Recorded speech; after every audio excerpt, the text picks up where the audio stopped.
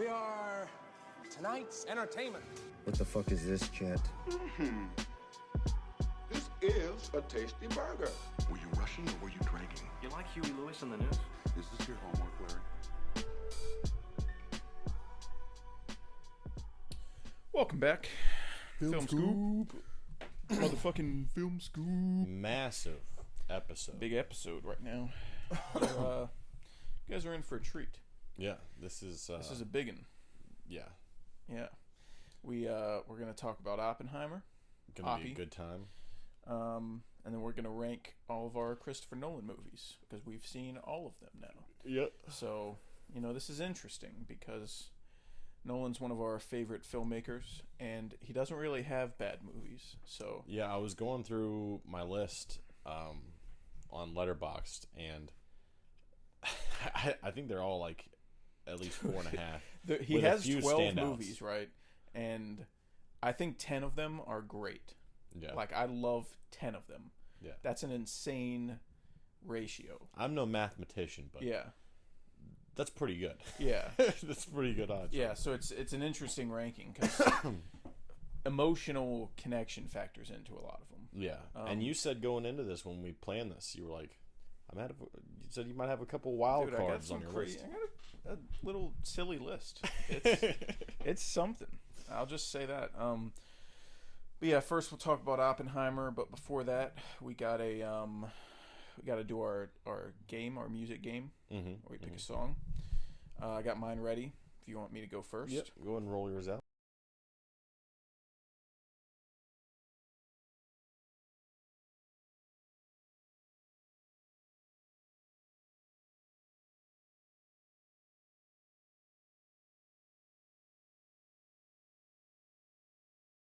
Fuck yeah, dude. It's the opening scene. Fuck yeah. Fucking kick-ass opening scene. Pretty awesome that I pulled that out just now. Yeah. I told you about it a few weeks ago. Did you? I remember playing the song and I was like, you know what movie this is from? And I told you. So maybe maybe that's implanted in your head now. You Manchurian Candidate me. Yeah. Like you I incepted you. Yeah. All right. Here is mine. Make sure my volume's up. All right.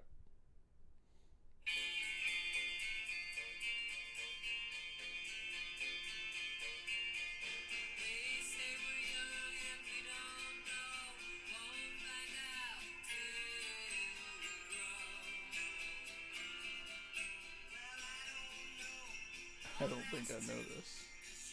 You don't? That doesn't sound familiar. Well, it's from a movie you don't quite like as much as me, but you should still know it. It's Groundhog Day. Yeah, I've seen that movie once, like 4 years ago, and I didn't like it. So great movie you picked. Well, I think the majority of people would probably say that that's a pretty good movie. It also plays throughout the majority movie. of people would say Forrest Gump's a good movie. So here we are. Yeah. Like, I acknowledge that I'm the outlier for not liking Forrest Gump. But yeah, I guess it plays fun. throughout the movie. It's a pretty well-known movie. You've seen it, so I wouldn't say it was a bad movie. I wouldn't remember any song. I barely remember anything from the movie. That's too fucking bad. You failed. That's not what you said when I picked a failed. song from Pulp Fiction. You failed. Pulp Fiction, I You might did add. bad. One of the most famous movies of all time, and you got pouty. You did bad. Anyways. Did a bad job. Yeah, we got some news I haven't told you about. Ooh. Not good news. Bad news. Awesome. Kicking things off right. Warner Brothers is looking into delaying Dune 2. Ooh. Until next year. Oh. Why? The writer's strike. But it's done, right? Sure is. So there's no point in delaying it. I think it's because they won't be able to market it properly. Like, normally you get the stars, you get Timothée Chalamet and everybody, and you get them doing press. They start acting silly, and it adds more hype for the movie. It gets more people interested, and they won't be able to. I guess, but I don't know. Like, I know that Barbie and Oppenheimer got plenty of press because the strike happened like right at the end of the press tour, but those movies are doing really well at the box office. So I don't really think it would matter that much if they released it without having the press tour. It's also the sequel to an already very successful movie. Yeah. So people know that Dune 2 And the people that didn't think out. it would be good, that didn't see it in theaters last time and just watched it on HBO Max, now they're going to go see it in theaters. One, because it's not on HBO Max because it's a real movie and it's not doing the same day shit. But also, they watched it at home and they were like, whoa, this is good. Now I'll go see part 2. Yeah. So it's going to make more money than the first. So hopefully they don't. Dude, I'm so fucking excited for Dune 2. If they delay it, I'll shit my pants. Dude, I'm and gonna I'll have send like the shitted pants to Warner Brothers and say, you did this. I'm gonna have like a pit in my stomach if they announce that they're delaying it. Yeah. Just because they feel like they can't squeeze all the juice out of the lemon. Like, how about you just fucking send me a copy? Yeah. What if you delay it and then you kill all the hype? Yeah. And then and then less people are excited about it in a year. And then like all the way to next year, like that's a big gap. Yeah. Push it. Yeah. So hopefully they don't do that. Hopefully no movies get delayed. I just think it's kind of dumb, you know. Yeah. That's especially because you're gonna have a point next year, 2 years, when there's no movies coming out because of the strike that's happening now. Yeah. So you should use Maybe the movies that's that why are they already made and go try to make money with them now during the strike so you can stay afloat, and then you'll have a period where there's no movies for like 6 to 8 months. So. Maybe that's why they're delaying it, because like they're anticipating like next year them not being able to like release anything if the writer's strike continues like super deep into it. I don't know. I just hope that doesn't happen. It would be nice if they were like, "Hey, we're on the writer's side and we're delaying it as like a point to support the writers." That would be cool. Yeah, but since no one else is supporting them. Yeah, but the thing is, they're delaying it instead of paying. Yeah. So it's the opposite of what supporting writers is the opposite of what they're doing by delaying it. Yeah. They're saying, "Yeah, this shit's gonna take a while, so we're gonna delay it," instead of just trying to end it and you know pay the writers and the actors. Then they're just doing the opposite. So it's pretty shitty, and I hope it doesn't happen because boy, am I excited. Yeah, that would really chap my ass. Yeah, that was like it's gonna be like the same as when they released the chap my ass. It'd be like when they released the Batman trailer and then it got delayed.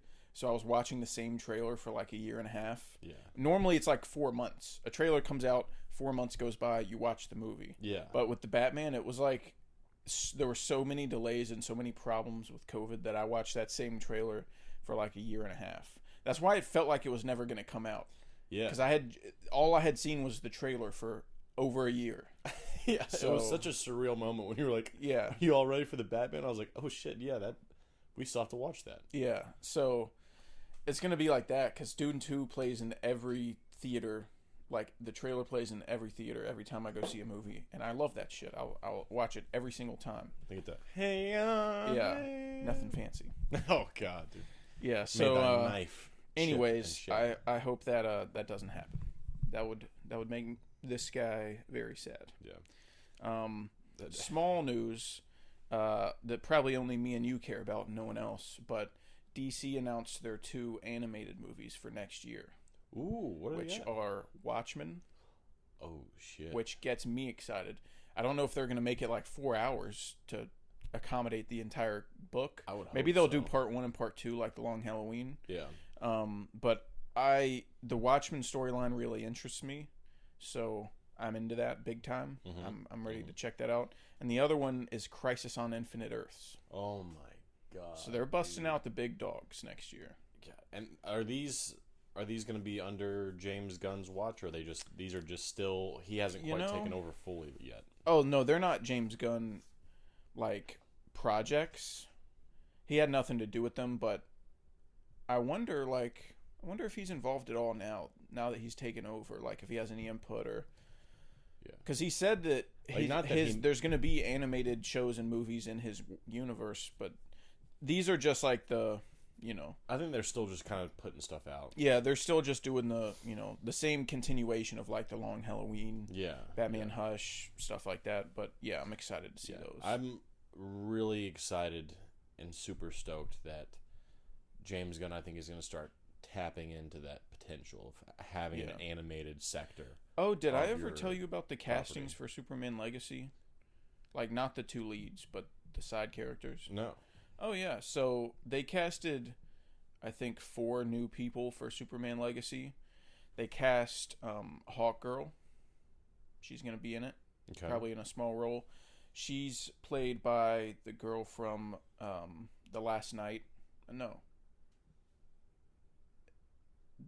Is it The Last Night? Transformers? With the little girl in it? Or am I thinking about Age of Extinction? I don't even know, dude. Age of Extinction, because that's one I liked a little more, I think. I don't know. I know the girl you're talking about. She played Dora, too. Yeah. But yeah, I like her as an actress. I think she'll do good. They cast Nathan Fillion as Guy Gardner. Oh, man. Yeah. Dude. I love Nathan Fillion. Do you know who Guy Gardner is? I don't think so. The name sounds familiar. He's a Green Lantern, but he's like an older Green Lantern. Oh, okay. And I think he's going to die in Superman Legacy and, like, pass the torch. Okay. He's like an older, goofier... He has a bowl cut. He's like an older, goofier... I don't think Green I've ever Lantern. even seen that character. Yeah, he's not very popular, I don't think. Yeah. That's awesome, though. If they kick off Green Lantern from Superman, that'd be super sick. They cast Mr. Terrific. Yeah. Yeah. That's played by the guy from X-Men who can't die but dies. Oh, remember that guy? Yeah. Yeah. Darwin or something. Yeah, something like that. I don't remember the actor's name, but...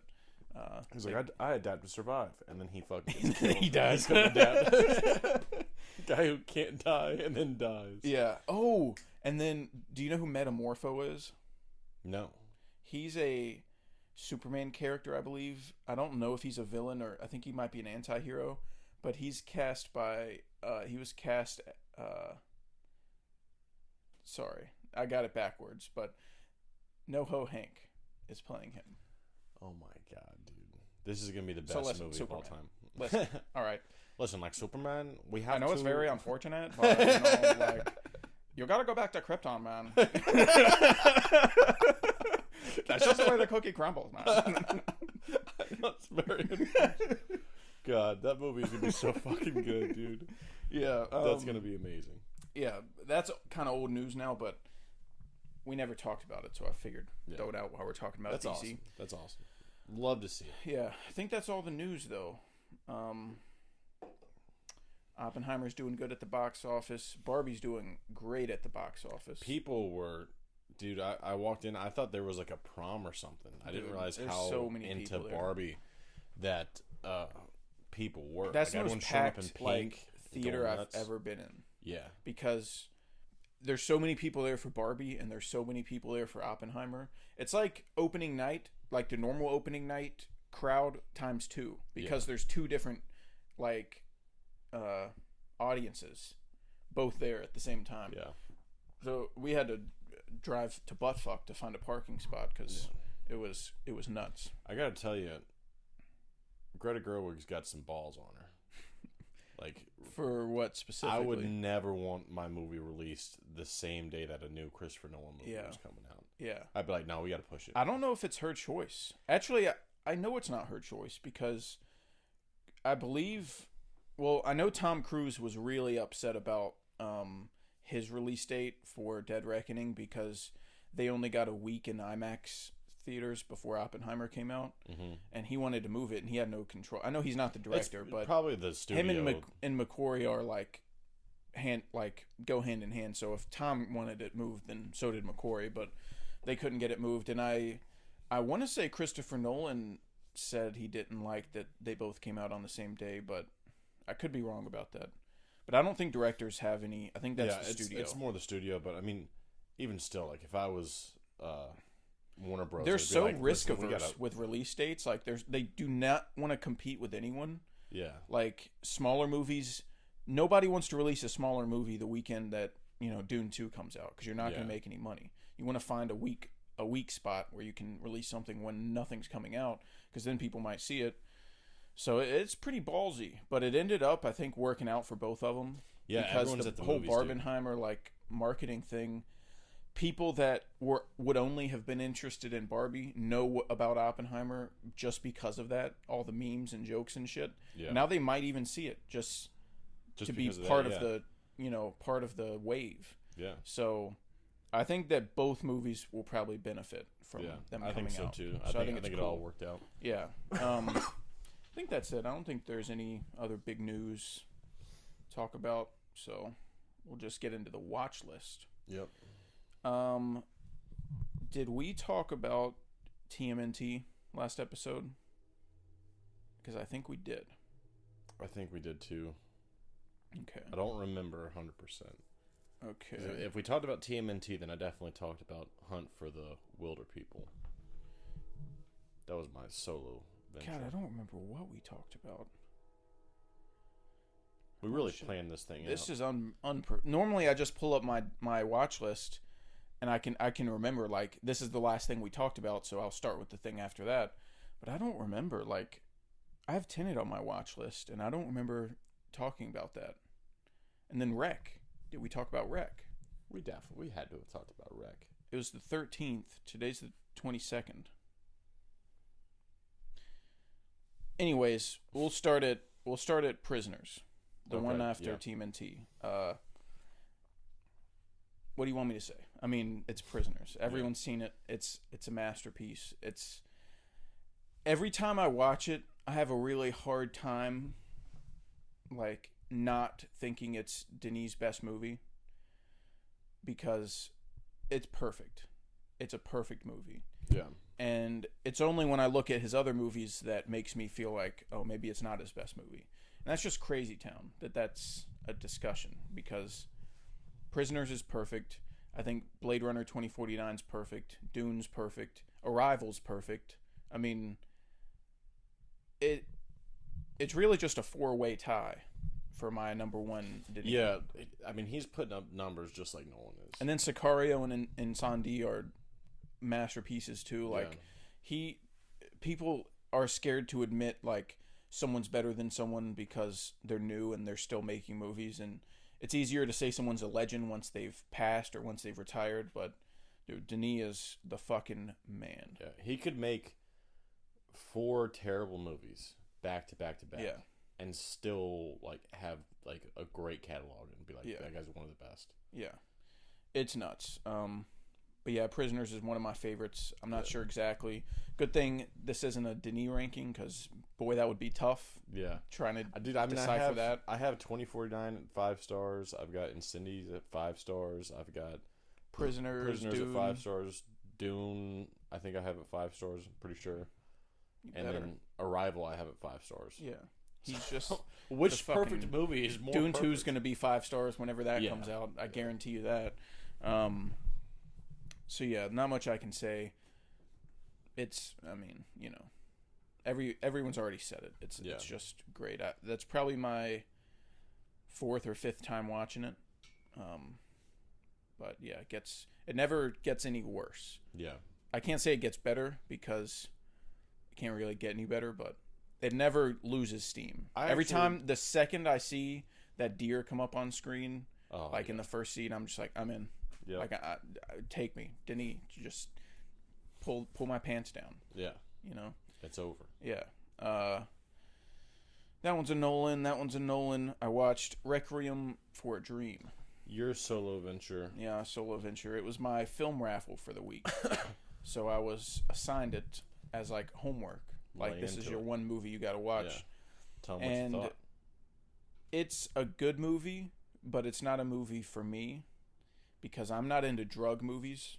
Like, movies about, on either side, like, just fun pothead movies like Dazed and Confused, I'm not really, or Fast Times at Ridgemont High, like, stoner movies aren't my thing, but also, like, anti-drug movies that show you the effects and how drugs can ruin your life. Even those movies I'm really not into, because I'm already anti-drugs. So when you're making a movie, you know, that spends 2 hours saying, look what drugs can do to you, they're bad. Like, when I started the movie, I'm like, yeah, fucking no. Like, I don't need you to tell me that.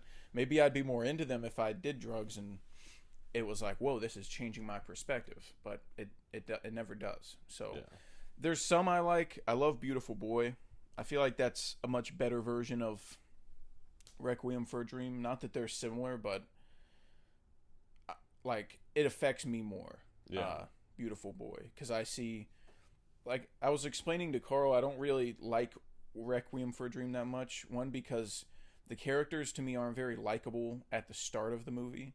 They start as like junkies that are just not very likable people that I don't really care about. And then there's 2 more hours of them being junkies and doing things I don't care about. But Beautiful Boy, you see like this kid and his dad's relationship diminish over time because of his addiction.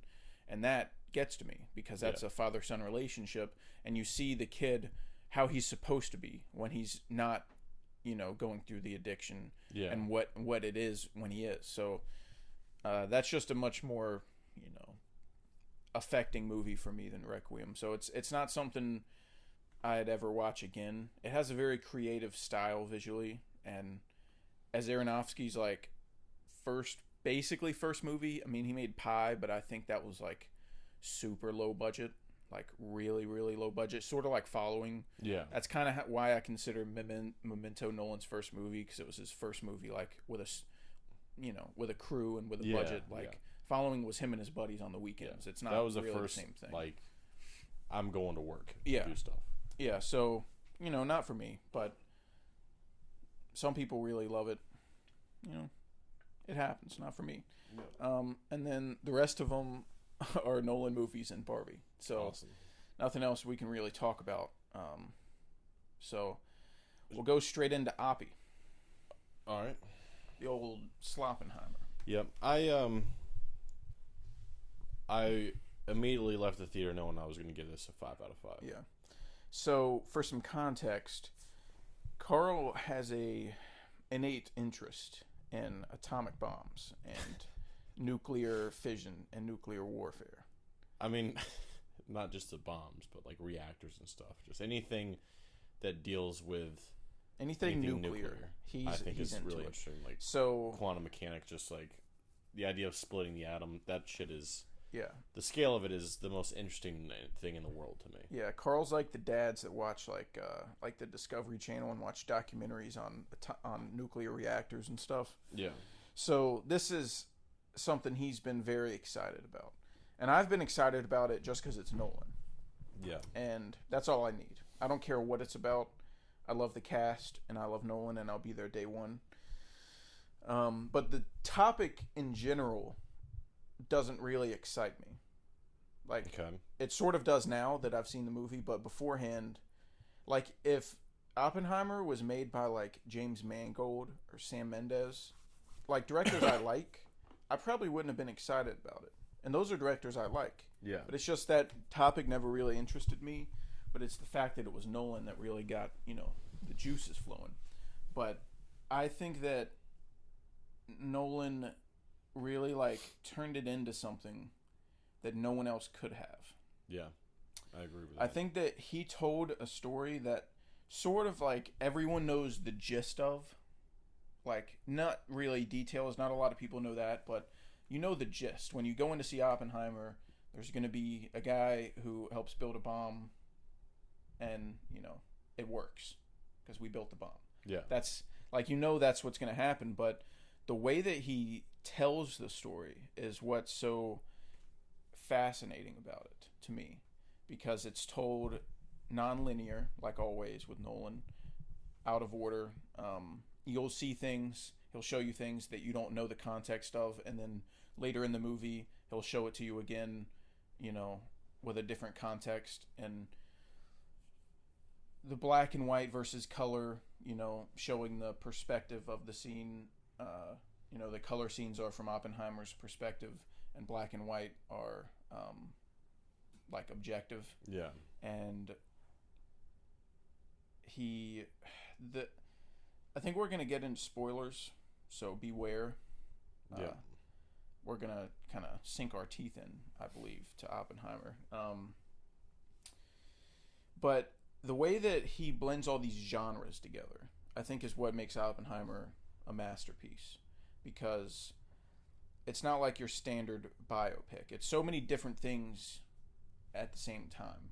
The movie starts and it's like Oppenheimer, recounting his early life and like going to college, becoming a professor, meeting his wife, like, and then it transitions into him being recruited by Matt Damon's character to build the bomb, and him building the bomb, and then getting sort of like having to testify afterwards, and the guilt that he has afterwards, and sort of being haunted by what he's created.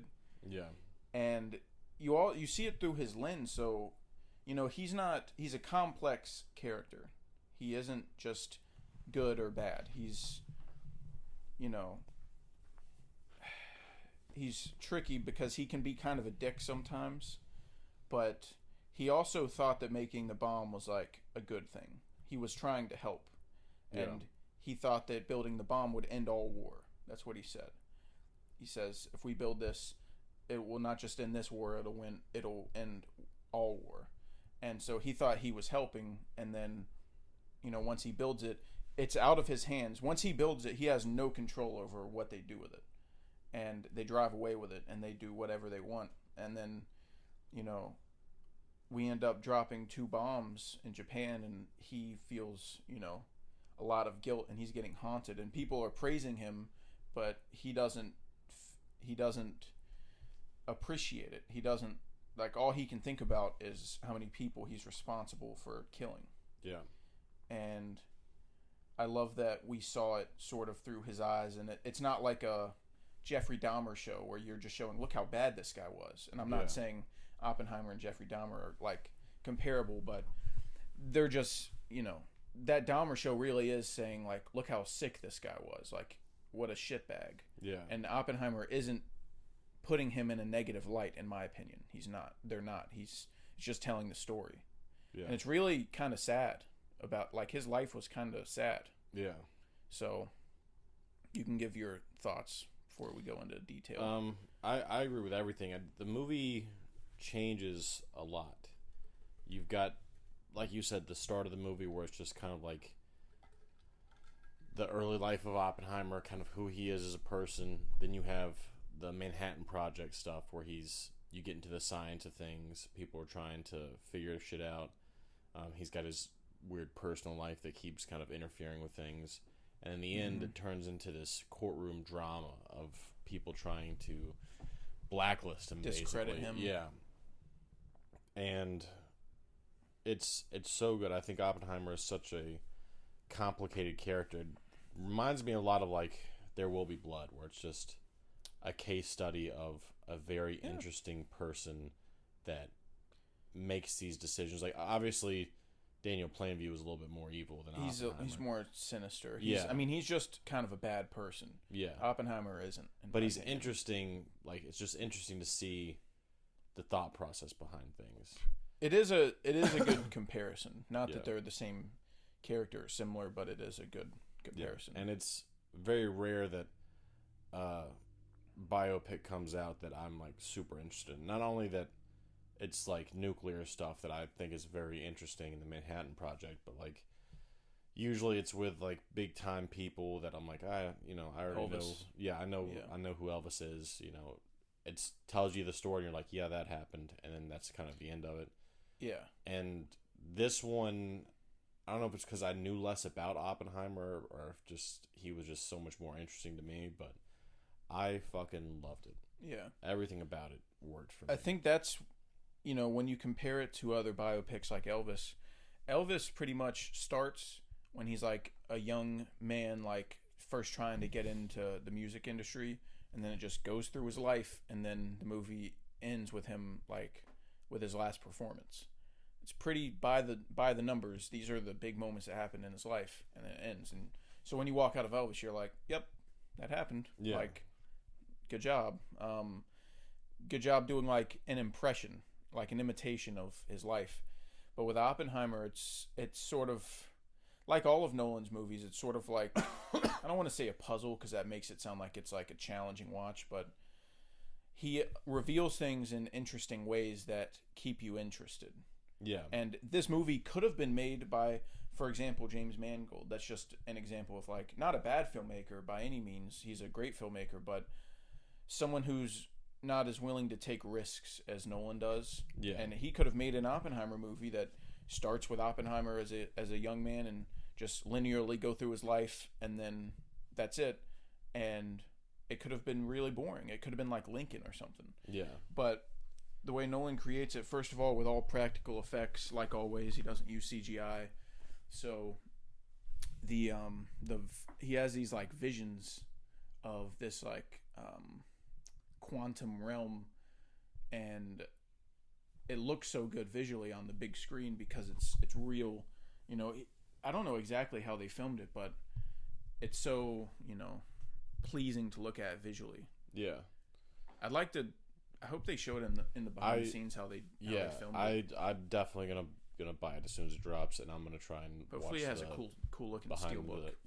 Some really cool bonus features that I get to see, because like there's a lot of stuff that I'm like I don't know how the fuck they did that. Yeah. Especially with him saying that there's no CGI in it at all. Yeah. That's fucking nuts. But yeah. I don't know. It's somehow, some way, like I know what happens, right? Like you go into Oppenheimer, you know what happens. Manhattan Project, the bombings, everything. But I was still like on the edge of my seat. Yeah, ready for more. That's sort of what I'm trying to get at is like I don't know how he crafted a film about something that we all know the outcome of, and it's still like heart-pounding tension. Yeah. Like, how do you do that? And then it plays out like, you know, it is a biopic, but like even when we first walked out, I was like, sometimes, you know, it feels like you're watching a sci-fi movie. Yeah. It feels like this stuff isn't real. Yeah. But it happened. It is. Yeah. It's wild. Yeah. So yeah, I think that the genre, you know, how he kind of culminates a bunch of different genres into one film. The horror elements I thought were really well done. Yeah. So it's a lot of them happen after he's built the bomb and he's dealing with a lot of guilt, and you know, he feels like he's being haunted by what he's created. And there's these shots when he's talking to people in a room and he's standing still, but his background behind him is like vibrating, and it's really eerie. Yeah. And the sound design's like muffled and like shaking, and yeah, it's something I've never seen done before, really, unless I'm forgetting something. I've never seen it before, and it's, you know what I think it is. It reminded me of like the first thing that comes to mind because it's the goofiest use of it, but in It, when they would do like the focus shot on his head, but everything else would move. Yeah, that's kind of what it reminds me of. Yeah. I didn't like the way they did it in It, and I was like, that's the dumbest thing in the world. Yeah. But I think it's the same kind of thing where it's like it just the focus stays on him and then everything else is kind of moving. But that whole scene of him talking to that room, you know, you hear everyone's cheering and standing up, cheering, stomping their feet, and it's silent, and you hear his like breathing. Yeah. And then it would cut in between the cheering and you would hear people crying and weeping and screaming. Yeah. And he heard like someone like was celebrating in that room, and he heard like a singular like little girl's cry. Yeah. And I thought that was really sad, but really like creepy and eerie too. Yeah. And God, he added so many layers to this film that I don't think anyone else really could have. I don't think so either. It's so good. And then like I've been thinking about the movie nonstop, even after Barbie. Like I'm still just thinking about Oppenheimer. But the ending, when you find out what he says to Einstein, something more important. Yeah, that shit fucking blew me away. Yeah, I was you like, couldn't oh think of God. a better way to end the movie than that. It left me with chills, dude. Yeah, but going back to what we were saying about the horror elements and them shaking the background behind him, but then it would cut to the other end of the table to the people he was talking to, and they're not shaking at all, and they're completely normal. Yeah. So then it's like putting you in his perspective and the way he's feeling. And then there's this shot when he's in that room talking to those people, and there's like this light, this like, it's imitating like a bomb going off. Yeah. And there's this light that's shining on everybody that only he can see and nobody else is reacting to it. And it's like, how do you think of that? How does that come into your head as a filmmaker? Like, it doesn't make any sense to me. He's working on such a high level that basically no one is. It's also masterful because, like, Oppenheimer is really the only one that comprehends in that room what this means. Yeah. Like, what the future could mean. Yeah. Now that this has happened. Yeah. So he's the only person that sees it, and he's having this, like, contained panic attack that's going on while everyone else is celebrating. Yeah. It's really wild. sad. Yeah. Because like I said, he thought he was doing the right thing and he was helping his country. And, you know, I mean, he did, but it's, you know, it's complicated because it is sad that so many people lost their lives, but in the end, he did help his country. Yeah. And, you know, us forming the atomic bomb really scared off a lot of people from starting a war with us. And it has, like you said, it has ensured a very long peace since then. Yeah. I mean, we haven't had a World War III yet. Yeah. So, like, conflicts usually don't escalate to a very high point anymore. Yeah. Because we have that to hang over your head. Like, oh, everyone you has know, their finger on the us? trigger. Yeah. Fuck with us? Huh? Fuck with us, yeah? You're the bitch. But also, like, obviously the movie is just masterfully done. The score is outstanding. Ludwig's a fucking animal. He's a creature, not even human being anymore. And then the performances are spectacular. Yeah, the cast is perfect. Yeah. So Cillian Murphy is Oppenheimer, obviously the lead character, but he is so fucking good. Yeah. I mean, he's in like 99% of the movie. There's barely any shots without him in it. He carries the entire thing, and he shows so much visually with his performance, you know, with his mannerisms and his body language. And it's, you know, it's sort of a like a held back, reserved performance. It's not like, you know, Jack Nicholson in The Shining where you can really like let loose and act your ass off. It's he has to stay very like, he has a very monotone voice, very like calm and calculated, and it's just got to be a really hard you know, hard line to tread. Yeah. And then, like, we were watching Stuckman's review of everything, and he talked about how Cillian Murphy's performance was, like, Oscar-worthy. And then I was, like, had the thought, I was like, he's probably not going to win anything for it, though.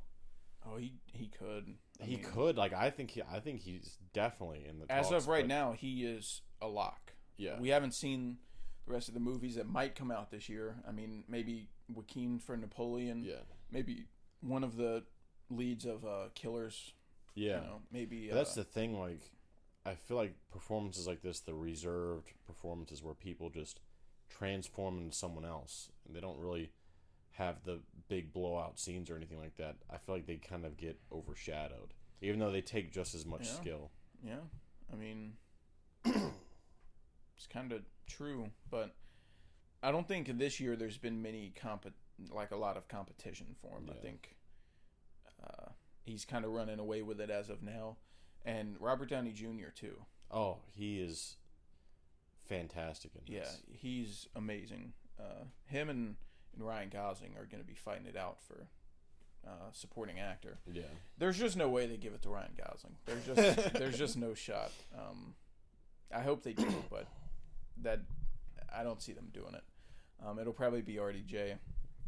I actually really loved Matt Damon too. Yeah, I like Matt Damon in everything he's in. Yeah. Like, I never really talk about him much. It's not like he's one of my favorite actors, but I just feel like he has so much chemistry with everybody he works That's with. the thing. Like, He just fits in so I naturally. never talk about Matt Damon either, but he's good in everything. Dude, he really is. Like, you watch him in Air, and he has like a lot of screen presence and charisma, and he gives lines so like effortlessly, and he's always got great chemistry with whoever he's on screen with, and I don't know, he's just really, I don't want to say underappreciated because he's sort of an A-lister. He's a big time everyone actor, knows Matt Damon, but he never gets like the credit he deserves, I don't think. yeah.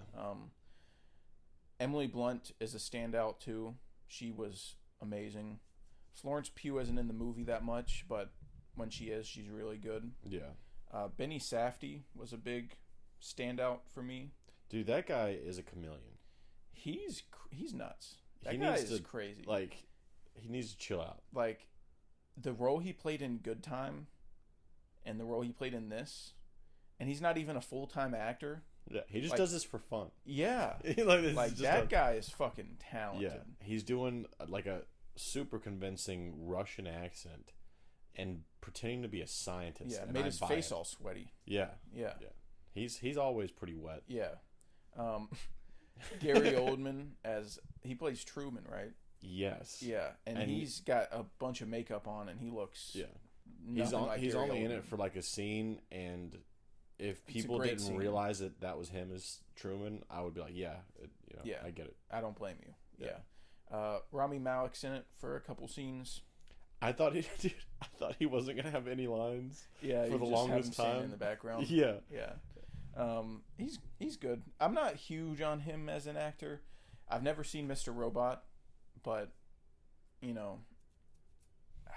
he seems like, I don't know if it's just the way he talks and he can't help it, but he always kind of seems like he's overacting.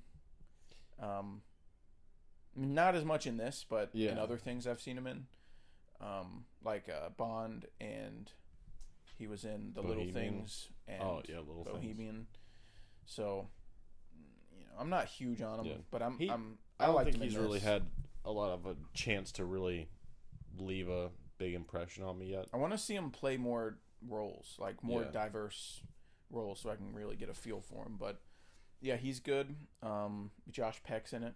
Yeah. Yeah. He has 2 scenes where he speaks. Yeah. I was upset that he never said the bomb was spherical. He's got, oh my god. And then he's got 20 minutes. Yeah. That's all of Josh He's Peck's got scenes. oh my god in 20 minutes. Hey, if Nolan said, "Hey, come into my movie and read 2 lines," I'm fucking there. Dude, I'd just be a guy standing. I'd there. get exploded by the bomb for Christopher Nolan for free. Like, I'd pay him. We're to looking do it. for a position in Dumb Idiot number 3. I'd be like, right here, Mr. Nolan. Yeah, I'd clean their shoes to be on a Nolan set. So, I'm trying to think of the whole cast. What's that guy's name? Alden. He played Han Solo, and he's in Cocaine Bear. Oh, I always forget his name. But he was really good. Yeah. I really liked him in the movie. I don't remember his name, but the cast is just wild. It is a wild, wild cast because there's so many people that are normally leads in their own movies, and they all came together as supporting actors just because it's Nolan, and everyone wants to work with him. And that interview that we saw, I don't even know if we talked about Emily Blunt, but she's fantastic too. I did. Oh, okay. That interview we saw where Nolan told everyone, like, this is a movie about Oppenheimer, and Cillian's playing Oppenheimer, and we need people to support him. Mm-hmm. Like, the whole movie depends on him. Yeah. Like, Some people have too much feel ego to do that. yeah. Like, as much as I love Tom Cruise, I don't think he's gonna like play a side character in Oppenheimer.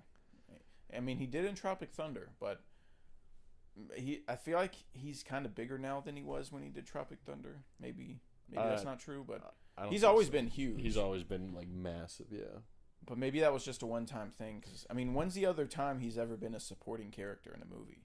I don't know. I mean, why would you want him to be? Yeah. Like, if Tom Cruise wants to be in your movie, you should probably make him the lead. But yeah, there's just The Rock. He's not that Nolan would want The Rock in his movie, but like, he's not going to be a side character. Yeah. Some people have too much ego. So the cast is great. Hoyt van Hoytema, just fucking went Hoi, hoi. crazy. He went crazy with the visuals. It looks so good visually, shot on film, just beautiful to look at. Like you said earlier, Ludwig, the fucking boy. He's transcended reality. Ludwig is... He's levitating in a room somewhere. He's like music. Hans is passing the torch to Ludwig. That's my opinion. I mean, I'm honestly really glad that Hans did Dune, because him doing Dune created this Nolan Ludwig collab, and I love Hans' scores for Nolan. They're his best scores, really. I mean, the Dark Knight trilogy and Inception and Interstellar, but like I think it's what we needed, because Hans, a lot of his scores can sound similar, and I just think that late in Nolan's career, it was a great decision to like switch to a new composer to give you a different feel, and I just love that collaboration. I hope that Ludwig scores his next movie, because Tenet and Oppenheimer just have insane scores. Yeah. And Tenet, like, for example, like the score in Dunkirk works when you're watching the movie. Like, it works fine, but I can't think of a single like theme or like motif from Dunkirk's score. Yeah. And that was done by Hans Zimmer. And I feel like if Ludwig would have scored Dunkirk, there would have been some songs from that score that I would have on my phone and know and recognize, and I just love Ludwig. I just think he's the fucking guy. He's a psycho, dude. I hope he there's so much range in the Oppenheimer's soundtrack too, because early in the movie there's a lot of like there's almost, I want to say there's piano. I could be wrong. Maybe it's just violin, but it's a very like relaxing like storytelling type of music, because it's Oppenheimer like recounting his life, and then like the song Trinity during the Trinity test is just the most like high-strung, intense song you'll ever hear. And then the score they play during the courtroom section is like, I was telling Carl on the way home, it's crazy that there's this intense courtroom scene. There's a lot of them in the third act, but there's this intense courtroom scene where they're playing music that feels like you're listening to Tenet. It's like a loud, thumping, like action scene almost, but you're watching people in a courtroom. Yeah. And it made me so happy, because you don't have to, say loud, thumping, intense music is just for action, and if it's a courtroom, it should be just a quiet violin or piano or something. Like, no, you can make moments intense however you want to. Yeah. And it added so much. Like, it's something I've never really seen done before. There's a lot of things that I've never seen done before in this movie, and I just loved that decision to not tone it down for those scenes, and to, just treat them, they're intense scenes, so give them intense music. Yeah. That's kind of how I feel about it. I thought that was great. So Ludwig, just, dude, I've been listening to the score. I didn't think I'd be listening to the Oppenheimer score afterwards, even though I thought it would be great watching the movie. I was like, that's probably just, some scores are great when you watch the movie, but you wouldn't listen to them on their own. And you fucking listen to Oppenheimer on your own. It's crazy. I took a shower this morning, and I hooked my phone up to the speaker in the bathroom, and I was listening to the Oppenheimer score. Yeah. I was taking a shower. Yeah. And I was like, son of a bitch, dude, this is so fucking good. Yeah. So specifically, I like the song called Oppenheimer. I like the song called Destroyer of Worlds, Trinity, and I think Fusion is the other one I really like. I really like Can You Hear the Music too? Yeah. That's the one that played. It's like, it starts out very orchestral with like a violin and stuff and like a classical music thing, and then it turns into that. When he sees that vision laying in bed of that thing like whizzing around the room, I was like, "Oh, dude, this thing is gonna kill me." And then American Prometheus, very good too. Yeah.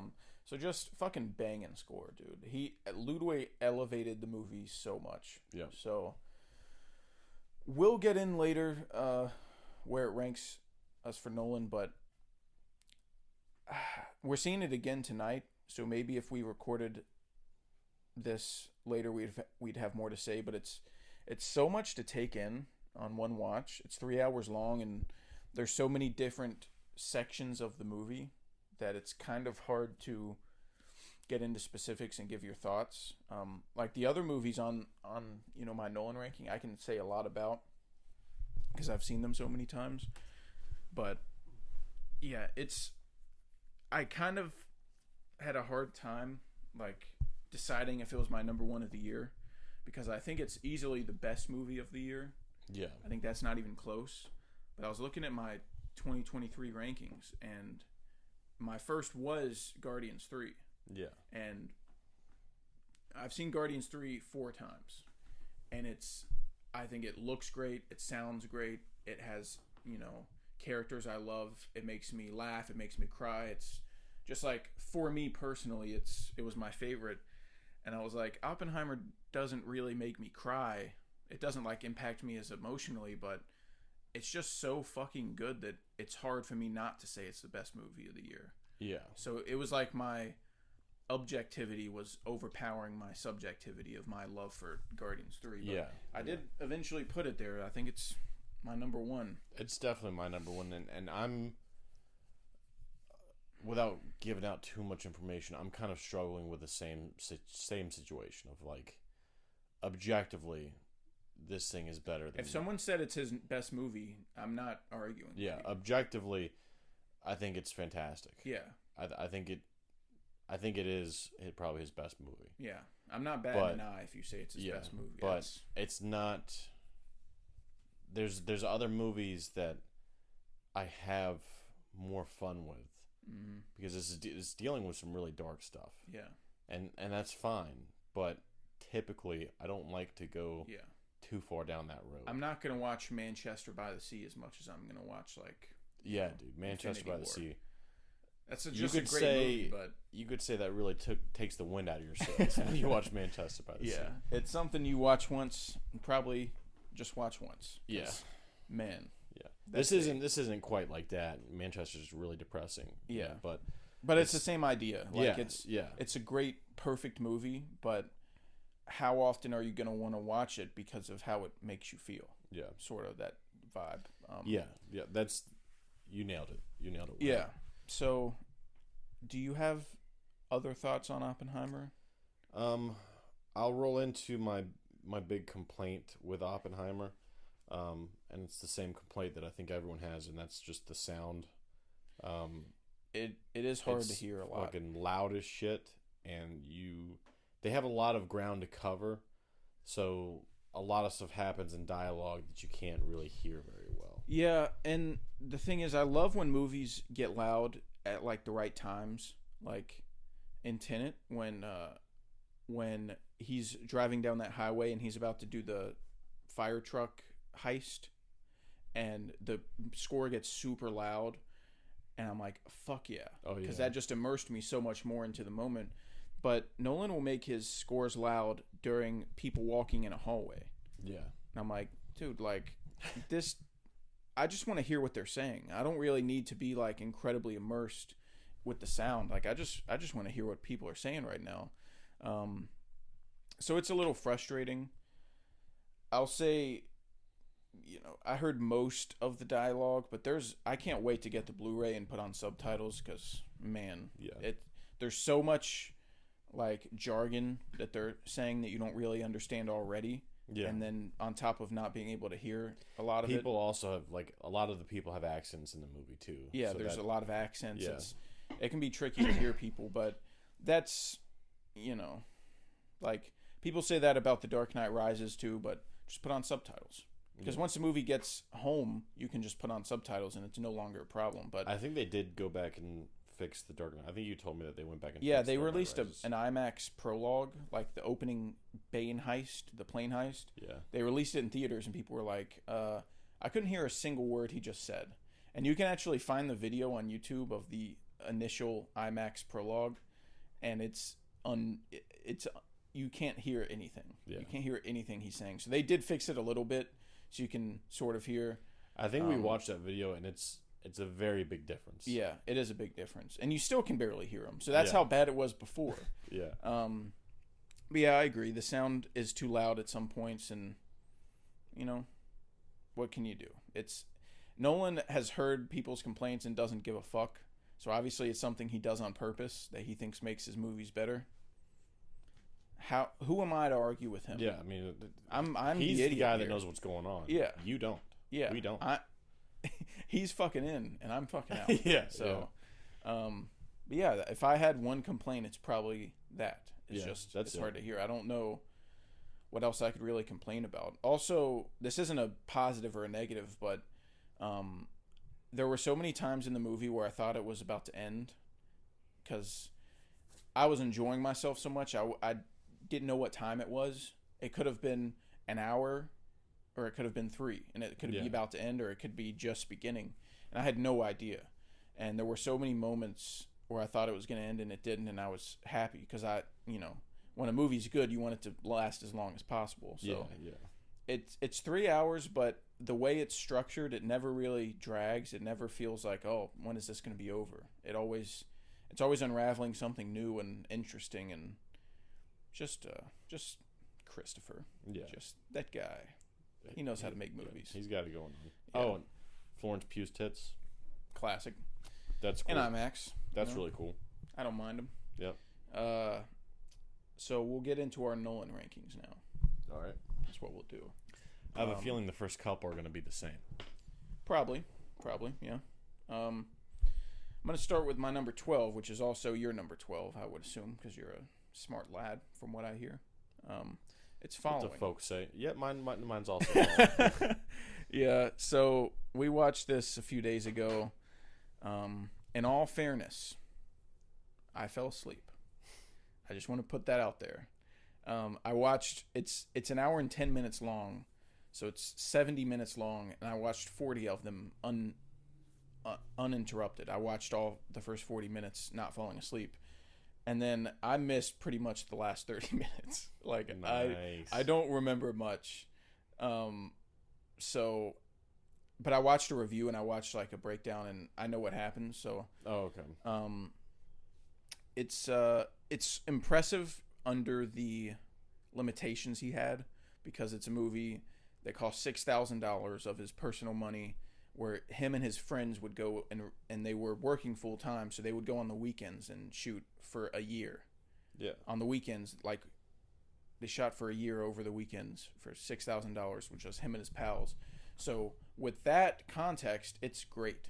With that context, it's a 5 out of 5. For an amateur, like, first movie, it had so much amazing. Creative, like, flair. Yeah.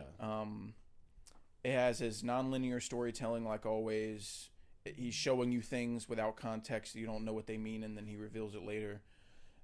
It's impressive for the constraints he had, but without that context, and if you're just judging it as a movie, it's pretty fucking boring. Yeah. The characters are not very interesting. The performances really aren't that great. It's not really shot that great. The sound isn't very good. It's not long enough for there to be like, a fully fleshed out story, but it's too long to be a short. It's just not something I'd ever revisit. It's cool to see his his first movie, and how there's things in his first movie that you knew he always wanted to be a part of his films. Yeah. Because they're there right at the beginning, and how they translate to, you can sort of tell he's like a Bond fan by watching them. He's a huge Bond fanboy. So yeah, impressive for what he had, but not really good in my opinion. I gave it a 2.5. Yeah, I don't think I have it graded, but I was dancing around like 2.5 to 3, just because I didn't want to like shit on it since it was his very first movie, and when you look at it under that lens, it's really impressive. Mm-hmm. But being objective, I think it's like a 2.5. Yeah, it's just interesting enough to like keep me propelled going forward. But I mean, it's his first movie. Yeah, can't win them all. Yeah. 11, I've got Memento.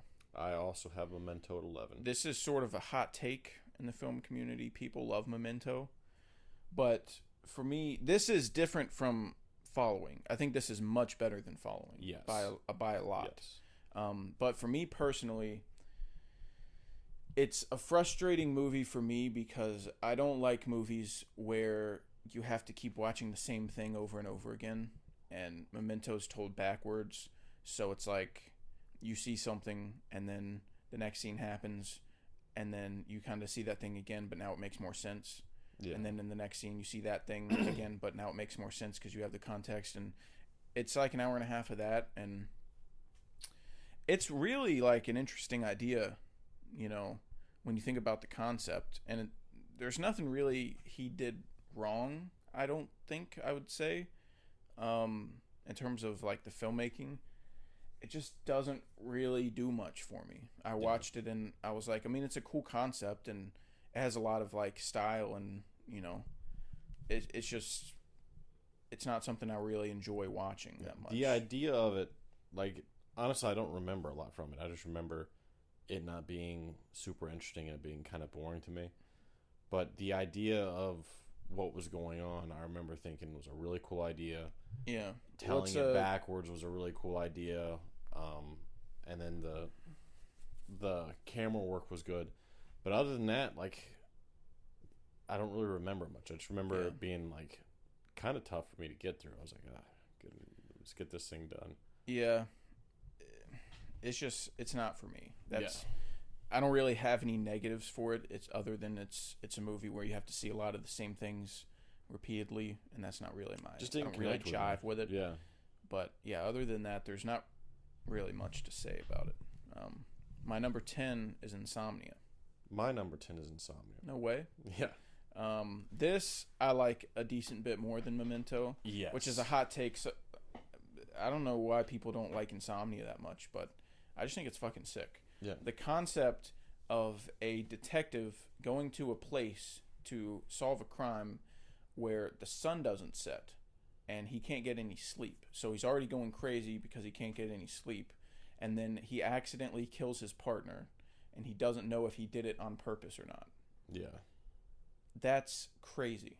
So then he's trying to solve this mystery, but he's also going crazy, one, because he can't get sleep, two, because he killed his partner and he doesn't remember if it was an accident or not. Yeah. Because he didn't really like his partner that much, from what I remember, but he didn't want to kill him, obviously. Yeah. So I just think that's a really interesting concept, and the cast is great. Al Pacino, Robert De Niro, I love Robin Williams. Sorry, not Robert I love De Niro. the detective stuff too. Like that shit's. I think it always looks gets me really going. cool. I like the setting. Yeah. In the scenes where there's like the fog, it looks great when he's like yeah. stumbling through the. It has a lot of great filmmaking when he's stumbling through the woods and like the way he moves the camera to make you feel disoriented. It's really well made in my opinion. Yeah. So I jive with it. Yeah. So this is the 10th movie on my Nolan ranking, and I have it at a 4.5. Yeah. Just to give you some context. This is where the 4.5. Everything start from for this me. point up is a 4.5 or better. Yeah. That's nuts. Yeah. Call me a fanboy. I don't care. He makes good movies. Yeah, dude. You can Insomnia is fucking my argue with a wall. Yeah, all right? Insomnia is my big like. If you haven't seen it, you should check it out. Underrated. It's like No one ever underrated talks Nolan about it. movie. Yeah. Yeah. Now's probably the time where we'll start getting some differences. Oh, I'll say. Okay. My number 9 is Dunkirk. Ooh, okay. And I feel like I'm going to have to say this for everything on this list, but I really love Dunkirk. I think it's amazing. I think, you know, it's an interesting way to do a war movie when you sort of don't have any characterization. Normally in war movies, they try to get you to connect to a character so you feel for them and the situation they're in. But in Dunkirk, he kind of leaves everyone nameless, and it's more about the event than about the people in it. And it's one of his best movies from a technical aspect. The way he shot it with all practical effects, all the bombs he used, all the extras on the beach. It's really like a perfect movie from a technical aspect. And I have no flaws with it, really. It's pretty much exactly what he wanted it to be. It is. and I could watch it right now. Like, I have a great time watching Dunkirk. It's visually amazing. Yeah, Hans Zimmer's score works really well in the movie. Tom Hardy with the dog fights and just I'm on him. Yeah, another That's Nolan Tom movie Hardy. where Tom Hardy has a mask on. Yeah, and you can barely understand him. But there's just other stories that I find more interesting or more suited for me. So that's why I've got it at 9. Okay, I respect that. Yep. My number 9 is Batman Begins. No. No. Don't let me leave, Murph. Yeah, it's fucking Batman Begins. This is me banging on the bookshelf. Yeah. You know what really did this though? What really sealed it? The rewatch? The rewatch. Oh my god. And because at first I was like, this is a lot better than I remembered it being, because I'm watching him fight guys in prison. He's lost, and he finds the League of Shadows. They do all this crazy training stuff, and then he's sword fighting on ice. He develops this morality to him. He kind of gets an idea of what he's all about. And you see that awesome him like running from him, blowing up the place, rescuing Ra's al Ghul, and then he goes back to Gotham, and then this whole like it kind of like goes downhill from there. You get that first sequence of him taking guys out at the docks, and after that it just kind of gets boring. And like I totally forgot that the big thing was that they stole a big microwave to poison the water and then vaporize the water so that the poison turns into gas. How about you just use the poison gas? There's an idea. It's just I don't know. And then the villain, like I think Scarecrow's really disappointing. He's my big like I love Kill Shot, just love for Cillian screen Murphy. time purposes, right? Yeah. So Scarecrow is just kind of like a misused villain, and then Ra's al Ghul was really cool, but he doesn't really come back until the very end of the movie. So for that, I gave it number 9. It's still a fantastic movie, a great Batman movie. It's better than some of the movies I have higher than it, but the movies I have higher in it connect with me more. I have more fun watching them, so I put it the old 9 burger. Well, I don't want to say too much because Batman Begins is higher for me, so I'll talk about it on my list. But I'm disappointed. I'm disappointed. I'd say you probably disagree quite a bit. Yeah, I'm disappointed in that ranking. Yeah. I don't disagree with some of the things you said. I'll just say that. Yeah. I think the microwave thing's kind of silly, and I don't like the ending. Yeah. Like, not like the last shot, but like how the Ra's al Ghul fight ends. Yeah. I think it's. I don't know why I'm avoiding spoilers for a movie that's 20 years old, but I don't like him saying, "I'm not going to kill you, but I don't have to save you either," because that's killing him. When he's falling in a train that's about to plummet into Gotham, if he's on that train, he's going to die. Yeah. So if you don't save him, then you're letting him die.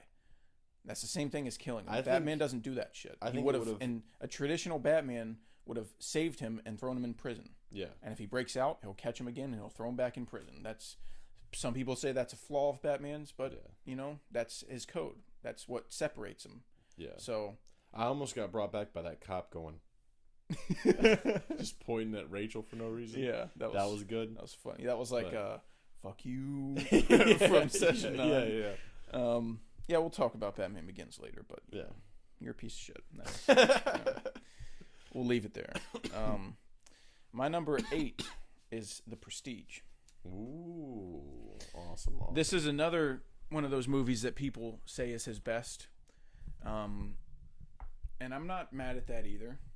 It's I remember when we watched it for the first time, and that was an experience. Oh, dude, it was because it was like the last, other than Following, it was like the last Nolan movie we hadn't seen, and I hadn't heard any spoilers. Like, I had just going in with like, oh, it's a Nolan movie, like, let's watch it, and the twist blew my mind. Yeah. And maybe I'm an idiot. I don't know. I mean, I just think it's so cleverly done the way he sets it up earlier in the movie, and you see things that, you know, you didn't notice the first time. I don't want to say what the twist is, but there's a scene when Christian Bale's character, he's talking to his wife, and she says, "Do you love me or not?" And he says, "Not today."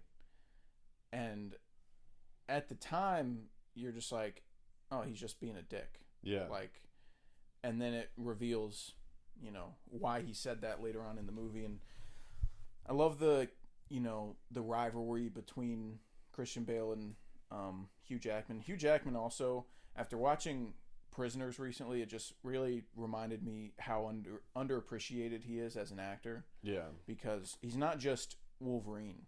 Like, he is incredible in Prisoners. Yeah. As this, you know, unhinged father that was a devout Christian and then kind of loses his faith through an experience that, you know, with his daughter going missing, him kind of losing his mind and losing his faith. And then he played The Greatest Showman.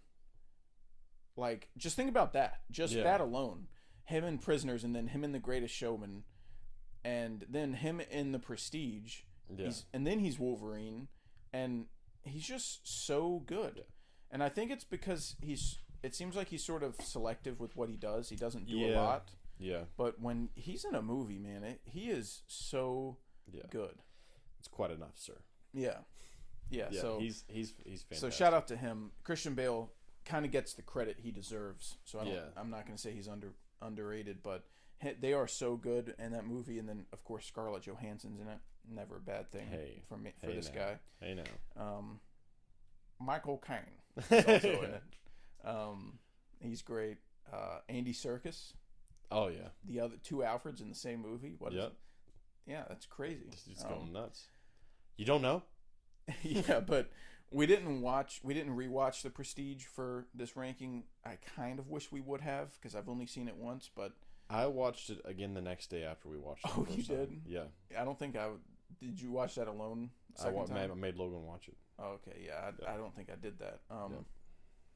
But yeah, it's really, I could watch it right now. The whole magic thing's fascinating. There's a lot of like science fiction.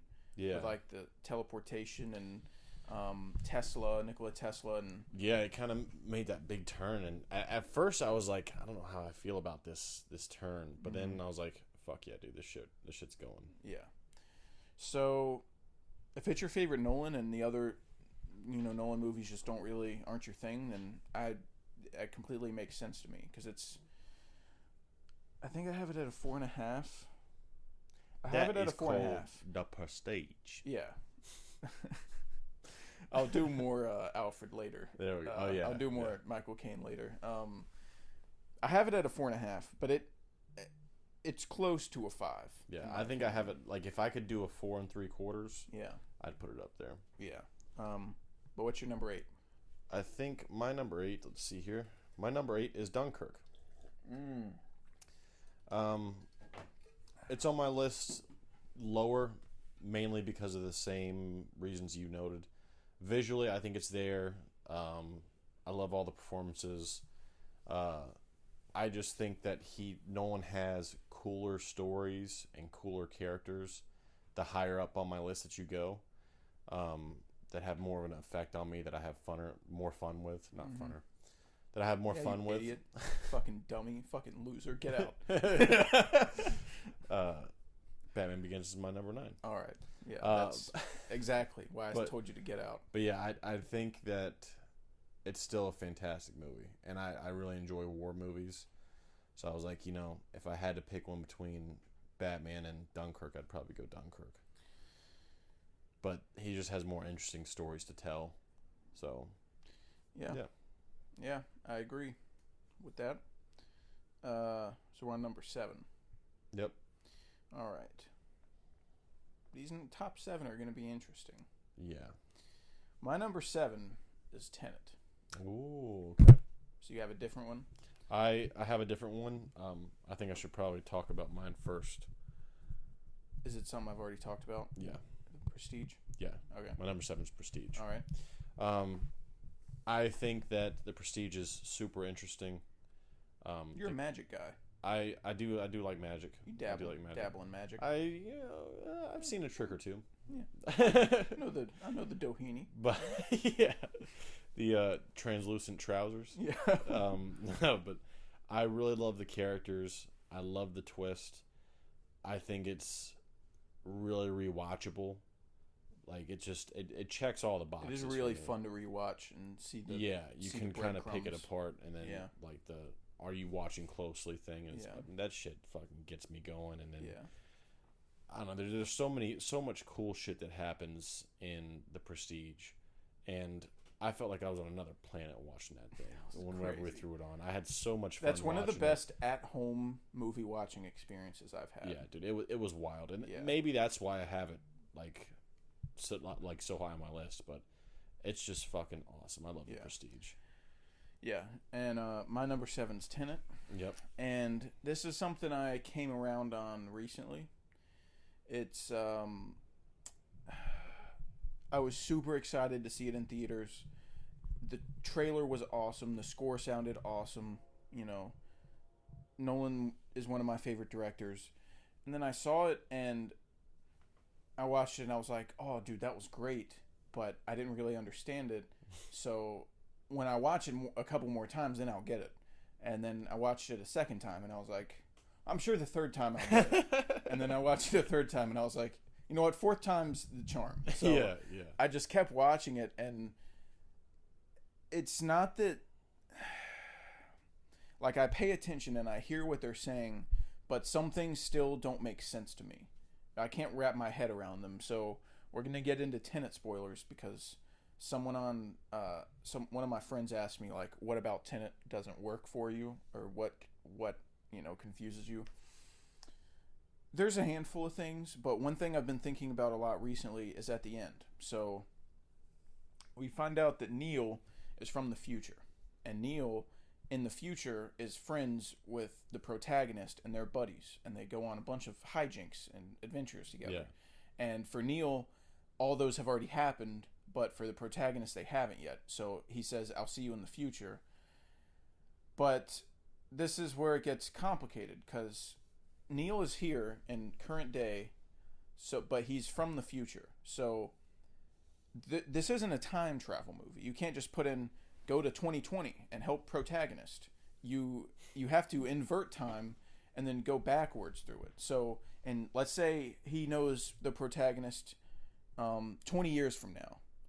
So did he get in an inverter in a turnstile and wait 20 years for this moment to help the protagonist? Has he been heading here for 20 years just twiddling his thumbs and waiting to meet the protagonist and help him out with this mission?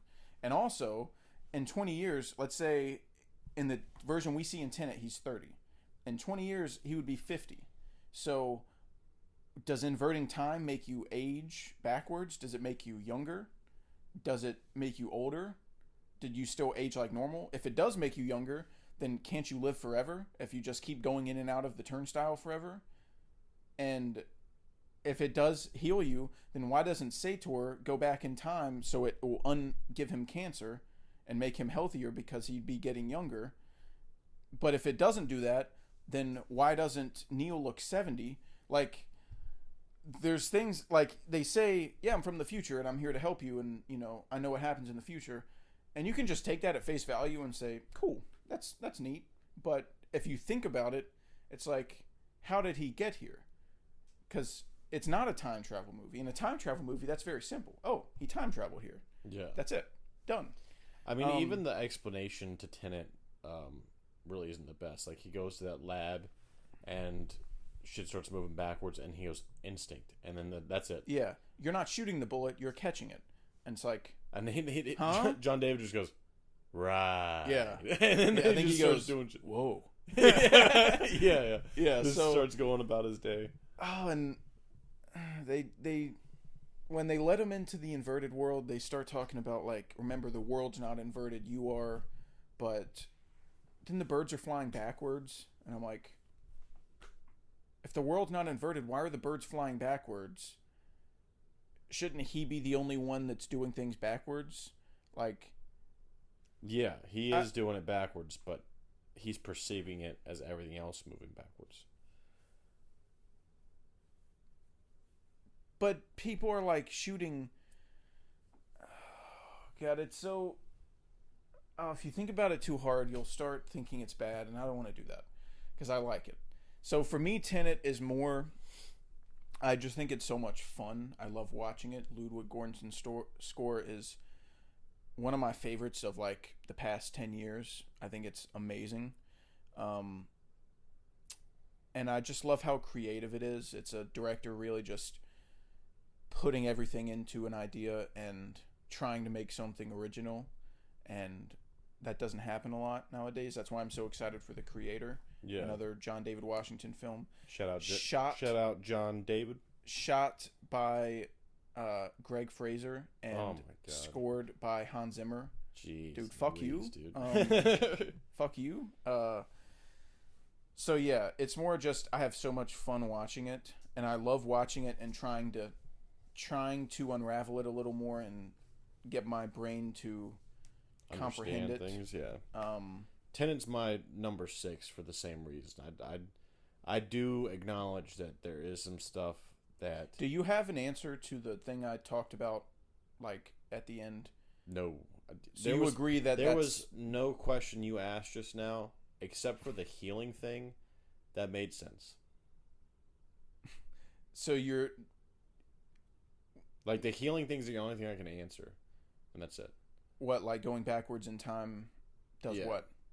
Like if you're inverted, what happens to your health?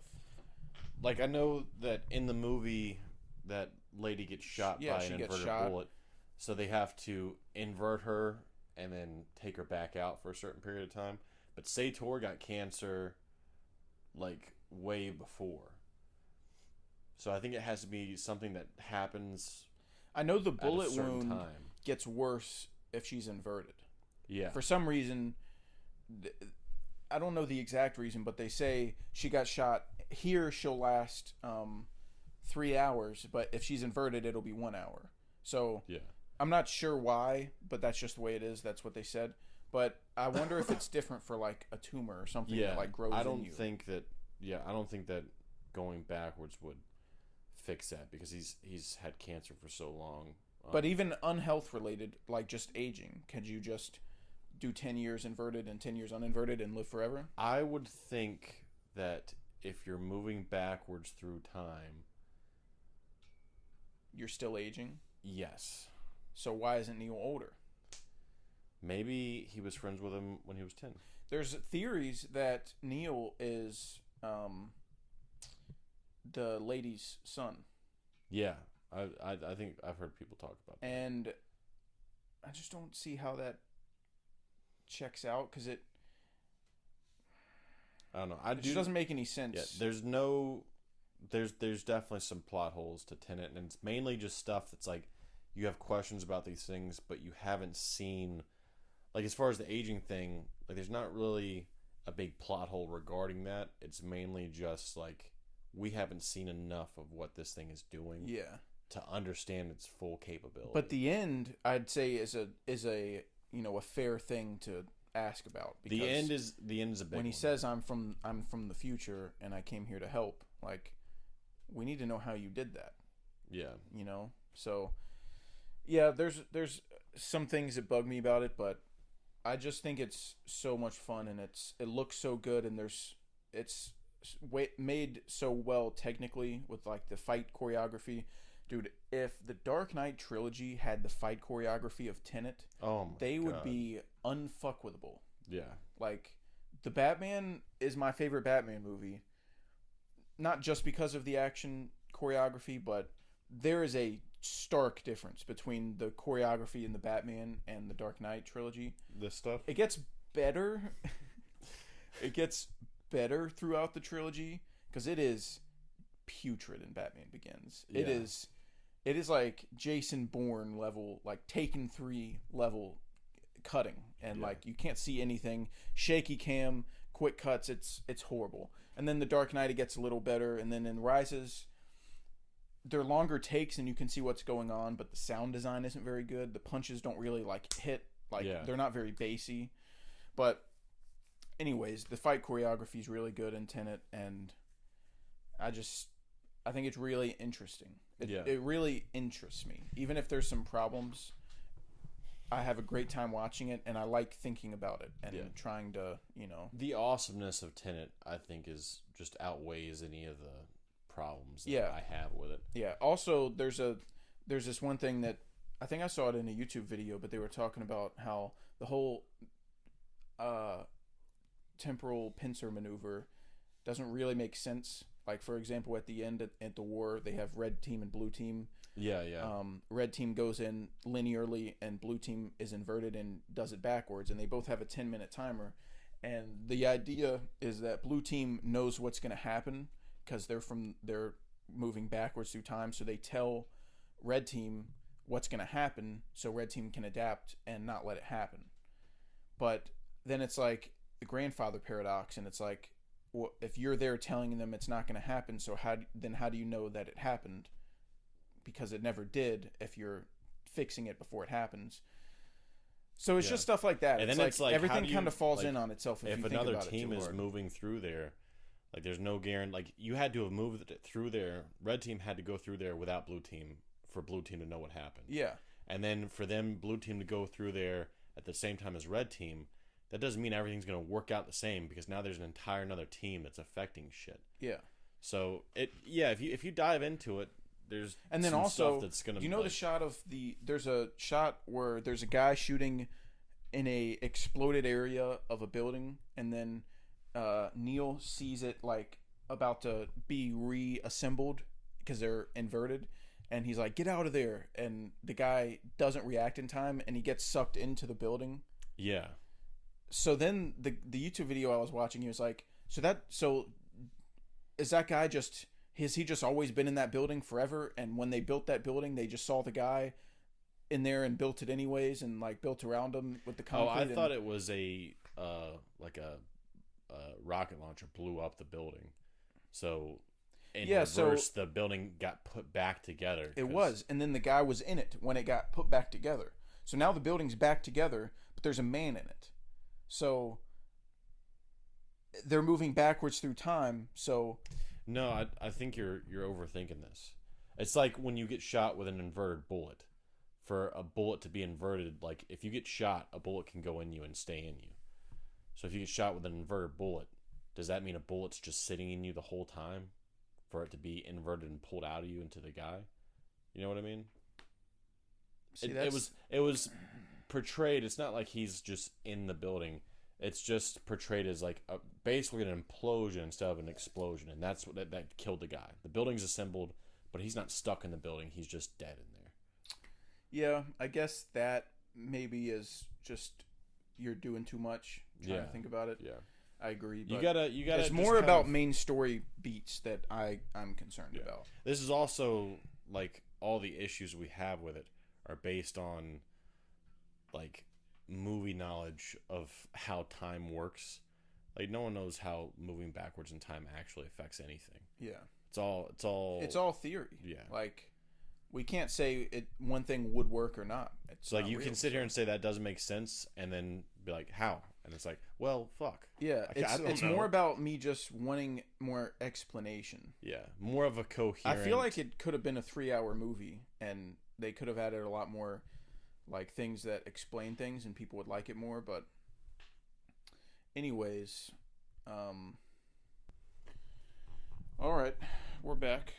Little hiatus there for a second, little break.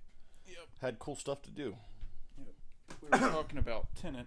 Yes. And then we had our second Oppenheimer screening, and we had to leave. Yeah, we got a little lost in the sauce, you know. We probably would have kept recording if I hadn't said anything and not thought about it. I checked the time before we recorded, and it looked fine. We had like 2 hours. Yeah. But when you record for an hour and a half, and you got to leave like in time. Yeah. Yeah. We got a lot of cover. We shitted the pants. Yeah. That's all right. We're back. I don't think I have anything left to say about Tenet. No, I think we wrapped up Tenet, which was my 6, your 7. So you have to share your 6. My 6. That's the note I left myself because You had it one space down from me. All right. My 6 is Oppenheimer. Oh my gosh. Yep. That's nuts. Yep. And like I said earlier, we talked about it a lot, so I won't go into detail, but like I said earlier, if someone said it's his best movie, I'm not complaining, because it might be, but it's new, and I just don't have a personal connection to it like I do the other ones. So it could go up. Time will tell, but yeah, for now it's at 6. There's a movie in particular that we haven't talked about yet that, I mean, now that you've said Oppenheimer, I realize you've put above Oppenheimer, which is it's pretty nuts. It's pretty crazy. But, everyone... How I'm thinking about this list is, if I was going on a desert island and I get one Nolan movie, what would I take? Yeah. And I'd take my number 1. And if I could get 2 Nolan movies, I'd take my top 2. Yeah. So I was trying to think of it like that, and there's just 5 movies I would take on a desert island over Oppenheimer. So, yeah, that's why it's there. Yeah, that's fine. I mean, it's not something that I have a ton of fun with. It ends, like we said, on some pretty grave notes. Some really dark stuff happens. So I get it, and everyone has their own personal connections with different movies. Yeah. So Oppenheimer was your number 6, so that puts us at 5. Yep. What, you may go with my number 5 first? Sure. My number 5 is The Dark Knight Rises.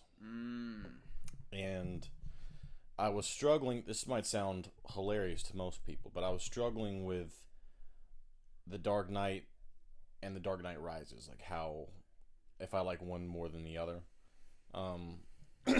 And Bane is my favorite Batman villain of all time.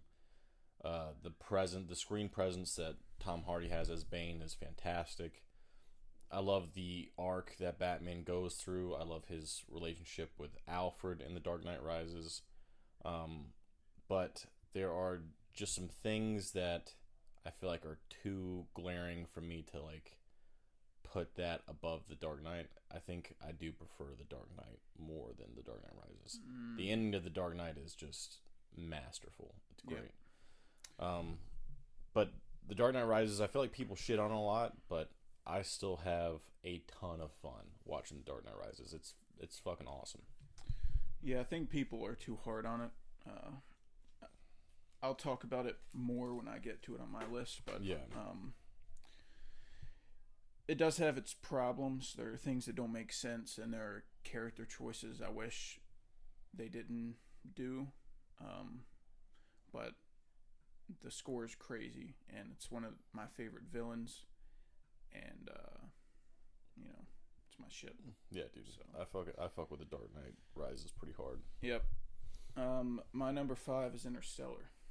Ooh, my God, dude. Yeah. You really are shaking the tree.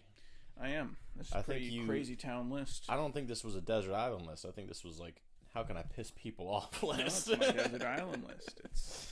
I've thought about it for a while, and that's where it lands. Because I think Interstellar's great. I have it at 5 stars, and I've seen it a bunch of times. It's got the best score of all time. Just not even close, in my opinion. I think so too. And it's one of Nolan's more emotional movies. But I can't help but feel like there's only really a handful of moments in Interstellar that really stand out. That make me want to watch it.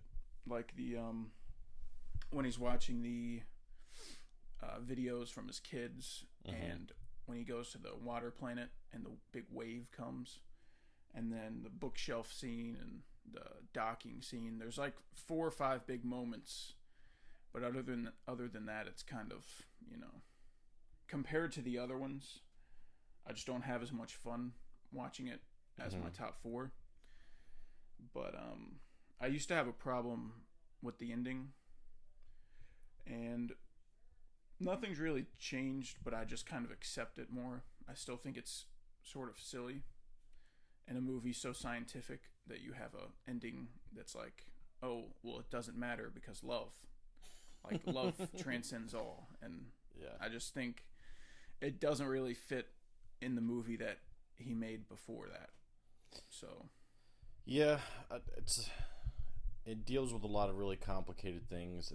This fifth dimensional tesseract that was built, and him and Murph's personal connection was the only reason they were able to successfully transmit this information, because they love each other and they have this connection that is able to reach each other. I thought it was cool. I thought it was a really cool way to show like a more human side of a very scientific movie, because it's very easy to lose track of that. I get that. But that's fine. It's fine. No big deal. I get it if people say they don't really like Interstellar as much as other stuff. I get it. Yeah. It's one of those movies you can sort of pick apart too if you want. Yeah. But I don't really do it with that. I feel like everything they present, other than the ending, kind of works without needing to ask more questions. Yeah, it's all like theory, and there's not they don't really stay in one place long enough to have these established rules for you to pick apart, like something like Tenet, where the whole movie is inversion. So they kind of encounter certain things as they go. So I think there's less to pick apart. It's just kind of it'd be crazy if this happened. Yeah. All right, so that was your number 5? Yep. All right. The top 4, Yep. We're in it. What's your number 4? My number 4 is The Dark Knight. Yeah, The Dark Knight. I don't think I really need to say much about it. I think it's the best of the Batman trilogy. It's the best movie. Might not be the best Batman movie, but out of the 3, it's the most well put together. It's got one of the best performances of all time in it. Fantastic score. I love the arc that Batman goes through. There is a couple of visual issues I have, mainly with, you reminded me that the Batcave is just a basement that he has, like a super nice concrete basement. Yeah, just a basement with fluorescent lights. Yeah, dude, it's way too fucking bright in there. When you compare it to Batman Begins and Rises, it's embarrassing. Yeah. And I know it's because at the end of Batman Begins, his mansion burns down, so he's staying in like a big penthouse, and his Batcave is what they had access to, in the penthouse garage or whatever it is. But it's still just not as cool. Yeah. It was cool initially when I first saw the movie, because it's it's a Connex box that he's got, and then the elevator starts going down and it takes you down to the little layer. Mm-hmm. That was cool. I like seeing shit like that where he's got stuff hiding in plain sight. The piano keys that opens the secret door. Yeah. The fucking head with the button, all that. His secret panic room in Dark Knight. Yeah. I like all that shit. Anytime Batman does that shit, that's cool. I feel like there was something. I don't remember. Last time I watched The Dark Knight, I felt like there was a plot hole with someone seeing Bruce do something really weird, and it never came up again. It could have been the panic room. And it might have been them seeing him go into a panic room, which I guess it's normal to have a panic room if you're just a rich person, but he didn't invite them, and he did leave them out there. But I mean, they're not going to read that as. And then he came out where'd he come? How did they see him coming out of his panic room, not in the bat suit? I mean, you don't know how he got back out. I'm sure he's got something going on. He just kind of appeared in the crowd with a, "Then you're gonna love me," and then fucking piece. Yeah, I don't know. I don't know if that was it, if that was the plot hole or not. But I love it. Like you said, it's basically like a remake of Heat, and I fucking love Heat. But it's not like a shot for shot remake. It's just you can watch it and tell it's just heavily inspired, and that shit just goes nuts. The idea of having Joker, make Two-Face and corrupting, the world, all that, everything about it works for me. Mm-hmm. And I think it's also the tightest narrative. It keeps me entertained more than I think of the other two. It's easily got the least amount of problems out of the trilogy. Yeah. But I mean, it's the Dark Knight. How much more can I say? You don't really need to explain. Yeah. We could have just said my number 3 is The Dark Knight, and then moved on. Yeah. So you're number 4. My number 4 is The Dark Knight Rises. Hell yeah, dude. This is... I want to say all 4 of these movies at the top of my list are some of my favorite movies of all time. Yeah. The Dark Knight Rises just is for me. Like, it's not perfect. To a but it's really just crazy level like for you. Oppenheimer is probably a 10 times better movie than The Dark Knight Rises. If you're getting critical and starting to pick it apart and stuff. But Batman's my favorite character ever, and I love his arc. There's a lot of really good ideas in this movie. I like everything with Bruce, and I don't want to spoil my list, but I have one of my problems with The Dark Knight is not a lot of Bruce, and there's not a lot really going on with his character. But in Begins and Rises, there's so much going on with his character. When the movie starts, he's like depressed and doesn't go outside, and his body's decaying, and ever since The Dark Knight, like, crime, because of the Dent Act, crime's been like really, really low, and there's been no organized crime, and he hasn't really had a purpose. And so he like gets really excited when Catwoman breaks into his safe, and then he finds Bane, like he finds out who Bane is, and he's getting excited because now he can become Batman again and, you know, have a purpose again. And then there's this great scene where Alfred's kind of warning him about Bane, and then he's like, you're afraid if I go out there that I'll fail. And he said, I'm afraid that you want to. Yeah. And his speed, his ferocity. His ferocity. I see the League of Shadows. Yeah. And I love that scene because that sort of encapsulates like where Bruce is at that moment. Yeah. And he's not in a healthy place at all. Yeah. He's got nothing left. Like he's looking for Batman to be like his, you know, his purpose.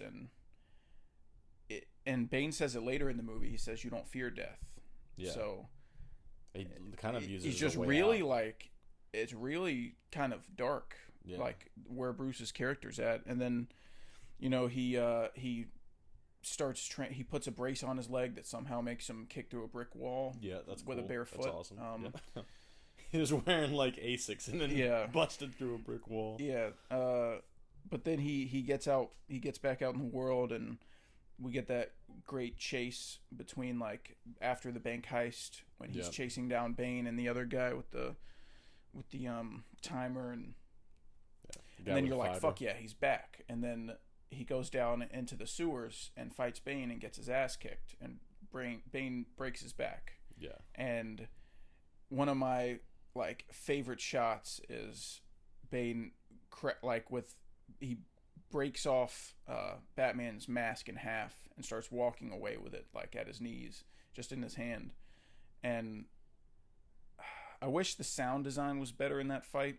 Yeah. The punches don't have a lot of like bass when they hit, so it feels kind of weird when you're listening. There's no score, and the punches aren't loud, so it sort of sounds kind of silly. It didn't bother me until you showed me the video of a guy who edited the sound of the punches. Yeah, on YouTube. I was like, he edited the sound like better. Yeah. And yeah, but I love that scene. I love all the shit Bane says. Oh god, dude, he's got some of the most badass lines You think of all time. darkness is your ally, and all that shit's just. Oh, I love that scene so much. It kind of gets you a little emotional too. Oh, I'm getting there. Okay. Okay. Don't worry. You know, so then Bane's running amok. He's blowing up the Pittsburgh Steelers football field. Yep. And you know, then we keep cutting back to Bruce in the pit. Yeah. And I love Bruce in the pit. That's one of my favorite shits in the world. him having to like work back from all his injuries, and it takes like months because he has to like learn how to walk again. Yeah. And then you see him training, you see him trying to make the jump and failing, and The fucking chant, dude. yeah, hassa, hassa, Yeah, hus, dude. hus, hassa, hassa. That's so fucking cool. That's my favorite shit in the world. It just Yeah. gets my blood pumping. Like, I love that shit so much. And then he asks the guy tells him, the blind guy, he says, make the jump, and then he says how, and then he says the same way the child did without the rope. So he says it's something about if you jump without the rope, he said you have no fear and you think it makes you strong, but it actually makes you weak. Yeah. Like, fear of death is what keeps us going, and it's what makes us fight. This And deep-rooted desire to survive. Like, I have to make this jump. yeah, To so live. he jumps without the rope, and then he's walking up to do the final jump, and people are chanting, and he says, "What are they saying?" And he goes, "Rise." Oh. And I just my dick just gets so hard. You start And then- squirting right there. Yeah, and then they start chanting again, and he makes the jump, and then he climbs out. He throws the rope down. You made a comment about why did he throw the rope down when those are like criminals down there? Yeah, But that's just a funny thing I've always thought about. I kind of see it as maybe Bruce, like, obviously all those guys did something bad, but normally you go to prison and you get out, you serve a sentence and you get out, but Bane just kind of leaves those guys there forever. So maybe Bruce kind of saw it as like, these guys have served their time, or maybe it's, I've been down here for months with these guys and I know that they seem like good people. I don't know. Yeah, no, I mean, it's not a big deal. It's just funny. Like, Yeah, I was like, it is you kind know, of funny. What if one of those guys was like a serial killer? Yeah. Like, what if one of those guys was Victor Zaz and he was Yeah. just like, oh fuck, free Yeah. way out? I don't know. It was just funny. Some people think Bruce getting out of that pit in like Saudi Arabia and then in the next scene being back in Gotham is like a plot hole, but I don't it doesn't care bother about me that.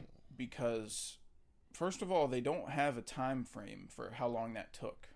It could have taken him a week to get home. I mean, Yeah. I don't think there was a connection for like, oh, it's an hour later and he's already back in Gotham. Then it would have been like, that's kind of Yeah. crazy. But I know that there's a timer on the bomb, and you can kind I of. don't remember where the timer's at. When, Yeah, I have no idea. I But when know he that- gets to Catwoman, I think there's 24 hours left oh, okay. when they meet under Yeah. the bridge. So I don't know. It's never bothered me. Yeah. But then Bane, Batman and Bane fight, and there's this moment when they first see each other, and Bane goes, "You came back to die with your city," and then Batman goes, "No, I came back to stop you." And I can't help but feel like that's the stupidest thing he could have Dude, said. I thought that too when we. Bane's got to the line end. is pretty sick. Yeah. But Batman's response is just it's like a first draft like line, like a filler line. I'll think of something cooler later and we'll Yeah. just move on. I thought about that because Bane has some of the most badass dialogue of like any character. If everything and every time he goes to say something, I'm ready. Mm-hmm. And all the stuff that Batman says in counter to Bane, It's even la- when he it's does lame. when he repeats the "then you have my permission to die," Yeah. I thought that was cool when I first watched it, but now I'm just like, say something cooler, man. But also It also comes off weird because he's Batman. that's what I'm saying is it's a cool idea for reusing that line against someone later in the movie when you have the upper hand on them. But Batman doesn't kill people. So Yeah. that's kind of the issue here. That doesn't work as well. If that was like the Punisher or something, that would make Yeah, sense. Or if it was yeah. Wolverine, but yeah, it doesn't work as well with Batman. The fight at the end is pretty cool. There's just a lot of throws, a lot of like fist throws, not a lot of like cool choreography. Yeah. Not really incorporating the environment at all. It's Yeah. pretty standard, just punching for 2 minutes. But I don't. And then they reveal the Talia al Ghul twist, which That's- is one of my biggest Yeah, problems. that's actually, and normally this wouldn't bother me as much, but when I was sitting here comparing it to The Dark Knight, I think I have more fun watching Rises just because I love Bane, but the end reveal really takes the wind out of your sails. Dude, that like fucks this whole. Then you go back and you watch the whole thing. You're like, this feels like it doesn't even fucking matter anymore. Yeah. Like, so it's basically, so much less cool. They reveal that Bane has basically been Talia al Ghul's puppet, and he loves her, and he just does whatever she wants. And that, when you watch the whole movie and you think Bane is the sickest motherfucker on the planet, yeah, and he's unhinged and he does whatever he wants and no one can stop him, and then they reveal that he's just a puppet. Yeah. It's like that kind of I would understand if someone said that ruined the movie for them. Yeah. For me, I just kind of try to forget about it until it happens again. Like, I watch the movie and I'm like, Bane's fucking sick, and then I see that part and I'm like, ugh. And then I'll start the movie over again like a few months later, and I'll be like, yeah, Bane's fucking sick. And I'll just Men in Black myself after every time I see that scene so I can forget about it. Yeah. And then Talia al Ghul's death is the worst death I've ever seen in a movie. Yeah. And it's mind blowing that a director like Nolan used that take, because I'm sure they did multiple takes. And the actress herself even said, I don't know why he used that take. It was almost like, you know, when you're taking pictures and then they're like, all right, now do a goofy one. Yeah. It was like that. It was like Nolan just goofing around being like, all right, now do a silly one. And then she does it, and then he puts it in the movie. Did you know he saw it and was like, and then was like, we're keeping it. Yeah. But this movie does make me emotional out of, you know, it has one of the most emotional connections with me for any movie, which sounds dumb because I've seen a lot of sad movies. I've seen, you know, Schindler's List and Manchester by the Sea and stuff, but this is just, you know, there's 3 moments that make me cry every time. And one of them is Alfred in front of Martha and Thomas Wayne's graves, with Bruce Wayne's grave right next to it, and he's going, you trusted me, and I failed you. And fucking Michael Caine is so good in that scene, and he just breaks my heart every time. And then the other time I cry is when Commissioner Gordon's like, but they're never gonna know who saved them. And then he's like, a hero can be anybody, even someone doing something as simple and reassuring as putting a coat around a young boy's neck to let him know the world's not over. And that shit just makes me cry every time, because it cuts back.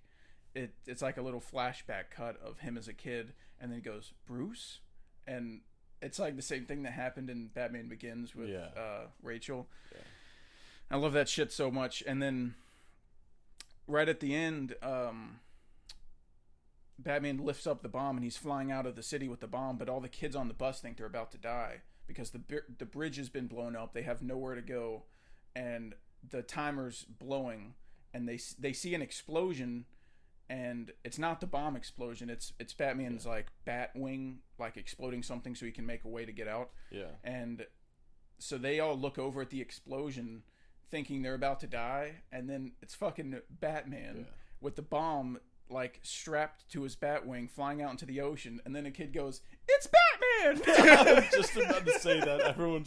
Joseph Gordon-Levitt's like, get down, this is it. And he goes, no, it's Batman. Yeah, it makes me fucking cry every time.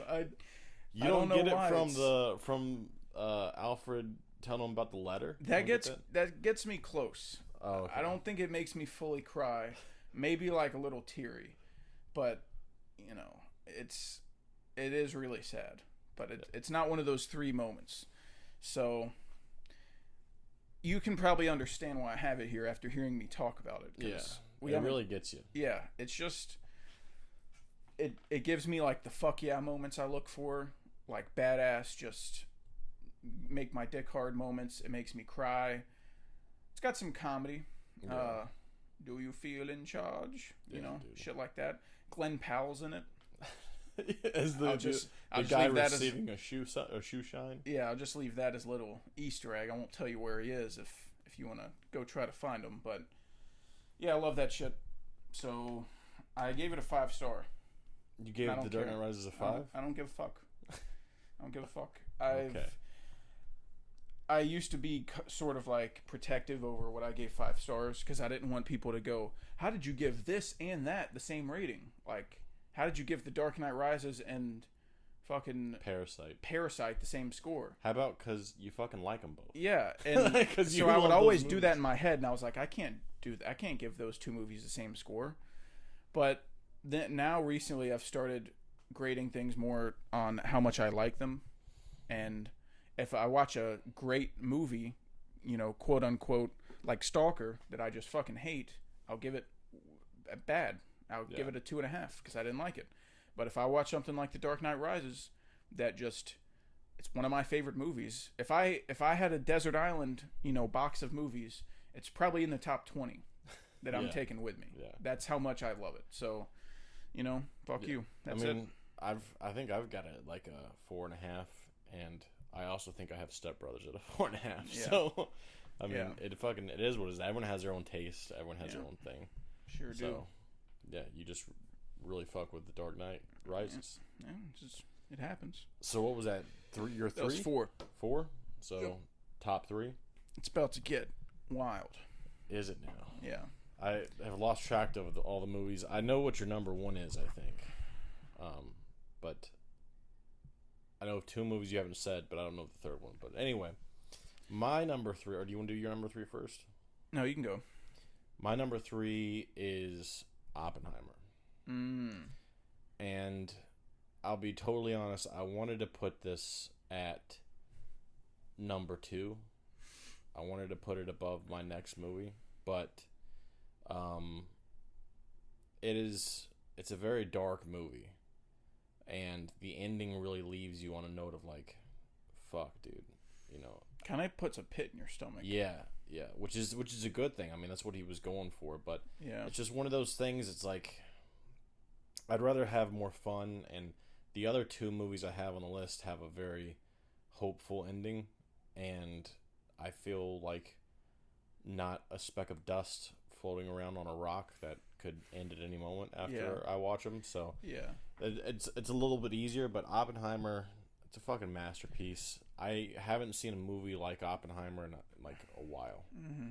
It's so fucking good. There's something I wanted to say that we didn't talk about when we did our Oppenheimer review, but my favorite shot in Oppenheimer is in the 3rd act when Oppenheimer is sitting in like this room, and they have a projector showing the effects of what happened after they dropped the bomb. And for like the first 2 slides, he's looking at them, and then there's a person like describing like stuff about people's skin melting off and, you know, stuff like that. And then the 3rd slide comes up, and he like instantly looks away, and he can't look at it. And then it's just this like haunting shot of him looking down, like so like ashamed of what he's done. Yeah. And Cillian Murphy's performance is just incredible. Oh, it's massive. I just wanted to throw that out there. That's my favorite shot. Every time I see that, I'm like, dude, that's rough stuff right there. I think Oppenheimer is to me what The Dark Knight Rises is to you. I did start, except it's good. Yeah. No, The Dark Knight Rises is a good movie, dude. Everyone likes The Dark Knight Rises. I don't give a fuck. Everyone doesn't like The Dark Knight Rises. Everyone has. Even people that hate it, I know for a fact you had fun. You definitely had fun watching it. That's all that matters. Dude, some people just, I don't know. Those movies are just made for me. Yeah. I think that's what it is, because some people, I see the issues and I'm like, I don't care, I love this movie. And then some people see the issues and then they treat it how I treat other movies with issues. Yeah. That I don't have an emotional connection with. Yeah. So, like, when I watch, like, Shazam 2, and I'm like, oh, look at all these issues, I don't give a fuck about Shazam. So the issues really stand out to me, and I call it a bad movie. But if there was some Shazam head that really loves Shazam, and they watch Shazam 2, they're going to be like, but I don't care about those because I love this character. If a movie's fun enough, I'm a whole lot more forgiving. Yeah. But and Rises is that way for me. But Oppenheimer, Cash. Yeah. Let's fucking calm down. Yeah. How dare we bring up Shazam 2 during Oppenheimer talk? Oppenheimer, the second time watching it, it got me a couple times. It got even better. Yeah. The second time. I could see myself. I've heard putting about this, people crying in Oppenheimer. So what scene? This is gonna sound weird, but when it flashes forward and Einstein's talking to him about how they'll serve him salmon and potato salad, But it won't be for him. Yeah, It'll be for them. yeah, and That's an old probably man, the award. the closest, dude. Yeah, Cillian Murphy has this like really. I can't. It's hard to describe, but when he's in the old person makeup, yeah, he's doing this like smile. That's just like the cutest thing I've ever seen in my life. It's this old man smile. Yeah. That's like this person that's been treated like shit for so long. yeah, And people are finally like congratulating him and talking to him and treating him like a human. And it's just this like, it's really sad too that that's the context. But there's something about that scene that just kind of makes me sad because it's like his performance is just so good. Yeah, dude, it gets me going. It's just kind of a gloomy movie, like all around. Mm-hmm. I think it's one of the most interesting movies I've seen in like a while. One of the best endings I can think of in a long time too. The ending when he says, "I think we did," and then you hear the. Dude, I want to throw up after he says that. I'm like, oh my god. Yeah, it's fucking wild. Yeah. The score got even better on second watch. Yeah. Like, I think it might be the third best Nolan score. Yeah. What are you putting above it? Maybe outside of time. Stellar. Outside of time, it's probably better than Inception score. I think it might be right under Interstellar. Yeah, I think I would put it at number 2. Actually, I love Inception score, but I gotta tell you, I think I would put it at number 1. oh, fuck you. Because there's You obviously more, haven't heard Cornfield Chase. I have. There's more songs from Oppenheimer that I listen to and I'm like, oh my god, than there is Interstellar. I haven't seen Interstellar in a while. Maybe that's the reason why I feel that way. But it's definitely Oppenheimer or Interstellar. I think that I sort of agree that Interstellar's score is kind of carried by like a few songs that are just the best pieces of music you've ever heard in your life. Yeah. And Oppenheimer has more of like every song kind of has a unique feel and serves a different purpose, but it's all amazing. Yeah. So I can understand that. It's you either get the fucking that shotgun heavy hitters or you get the consistent flow of things. Yeah. I could see it going either way. I do think that they're both better than the Inception. Dude, there's a song called The Trial, I think is what it's called. Yeah. And it's wild. Yeah. I know. Dude, during a fucking That's trial. disgusting. That's Absolutely fucking nuts. disgusting. They should be arrested. And then there's no other song on the score that sounds like that. Yeah. It's like a completely original score. That so shouldn't be allowed. yeah, if he doesn't win best score, we're rioting. Yeah. At the Oscars. But yeah, that's my number 3. Honestly, like the more I talk about it, I want to put it at number 2. It could, like I said, I put it at 6, but it could go up. I just have a hard time thinking I would ever put Oppenheimer over Interstellar or Rises. Well, that's the thing. Like, I was talking to Steve about it, and if you're not super, I feel like my draw to it is the intrigue of everything, looking into this genius's mind, and then the whole Manhattan Project is one of the most interesting things to me. So I've got a question for you. What's that? This might be blasphemous to some people, but do you think Oppenheimer is better than The Social Network? I do. A lot of people hail that movie as the best movie of the century, of the 2010s. I think so. And, maybe technically The Social Network was better. Maybe you can break it down that way. I just know I have a deeper connection with Oppenheimer. I think Oppenheimer looks better. It feels better to me. The got a better score is score. better. Like, the performances are amazing on It gives both you movies. more emotions too. Yeah. Like, I don't cry in The Social Network, and Oppenheimer got a tear out of me. but even not just crying emotions, like the wide range of emotions you get from watching Oppenheimer. Like, you get really sad, Yeah. and you get really, like, tensed up during the Trinity test, and you get really scared when he's doing like horror shit. Dude, the Trinity test, this is something that's happened in real life. I know the outcome. And This is also the second time I've watched the movie. Yeah. And when he got ready to drop the bomb, I was like this. I was like, oh my Yeah. God, what the fuck's going to happen? Yeah. I know exactly what's going to happen. It's Yeah. going to blow up. Yeah. That's That's the genius of Oppenheimer is he's telling us a story that we already know the outcome of, and it's still the most like riveting thing we've ever watched. Yeah. So, yeah, it could go up for me. I could definitely see that. Yeah, dude. It didn't go down at all. It only got better on second watch. So, Yeah. Take a look at this shit. oh, Yeah. Oppenheimer background. Yep. That's how you do it. Yep. But yeah, that's my number 3. I could see it being flip-flopped with my number 2.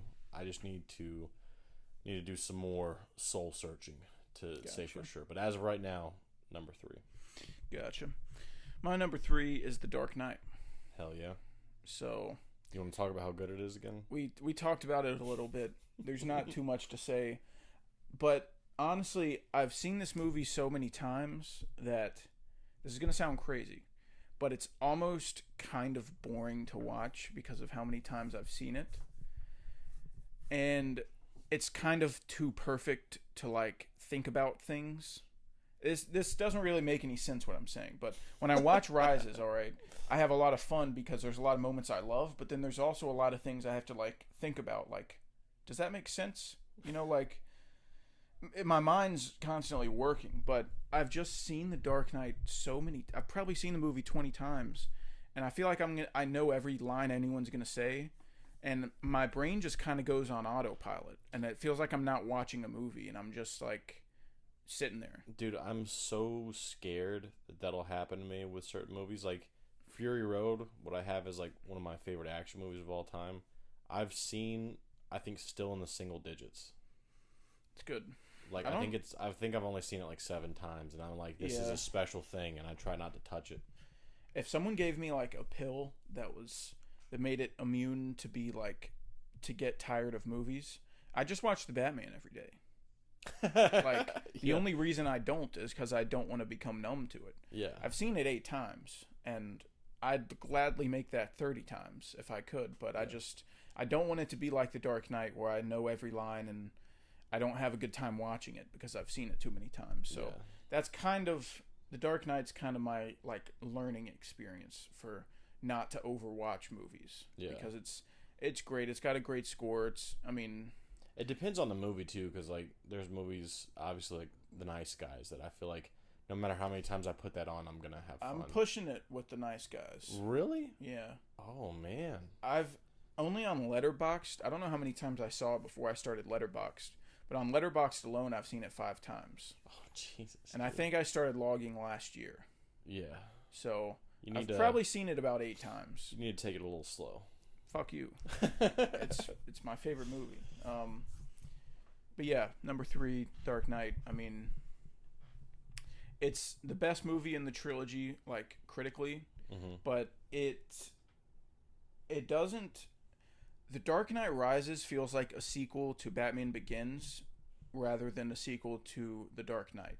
It's got this weird feeling like it's not even part of the trilogy. Yeah. And I know this sounds weird, but part of it is the Batcave.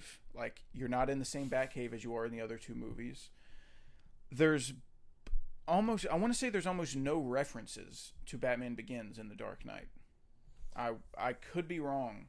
Other than at the beginning when Scarecrow shows up, like, there's pretty much none. It kind of feels like its own contained thing, but then when you watch Rises, you're back in the Batcave, and then when he gets beat to shit by Bane, you see a flashback of his father getting him out of the well and saying, "Why do we fall?" Yeah. And that's my favorite movie quote of all time. So that scene, like, the way that they reused it in Rises and, like, connected the tissue from the first movie, and how the first movie's theme was fear, and how Bruce was trying to overcome his, like, he was trying to, you know,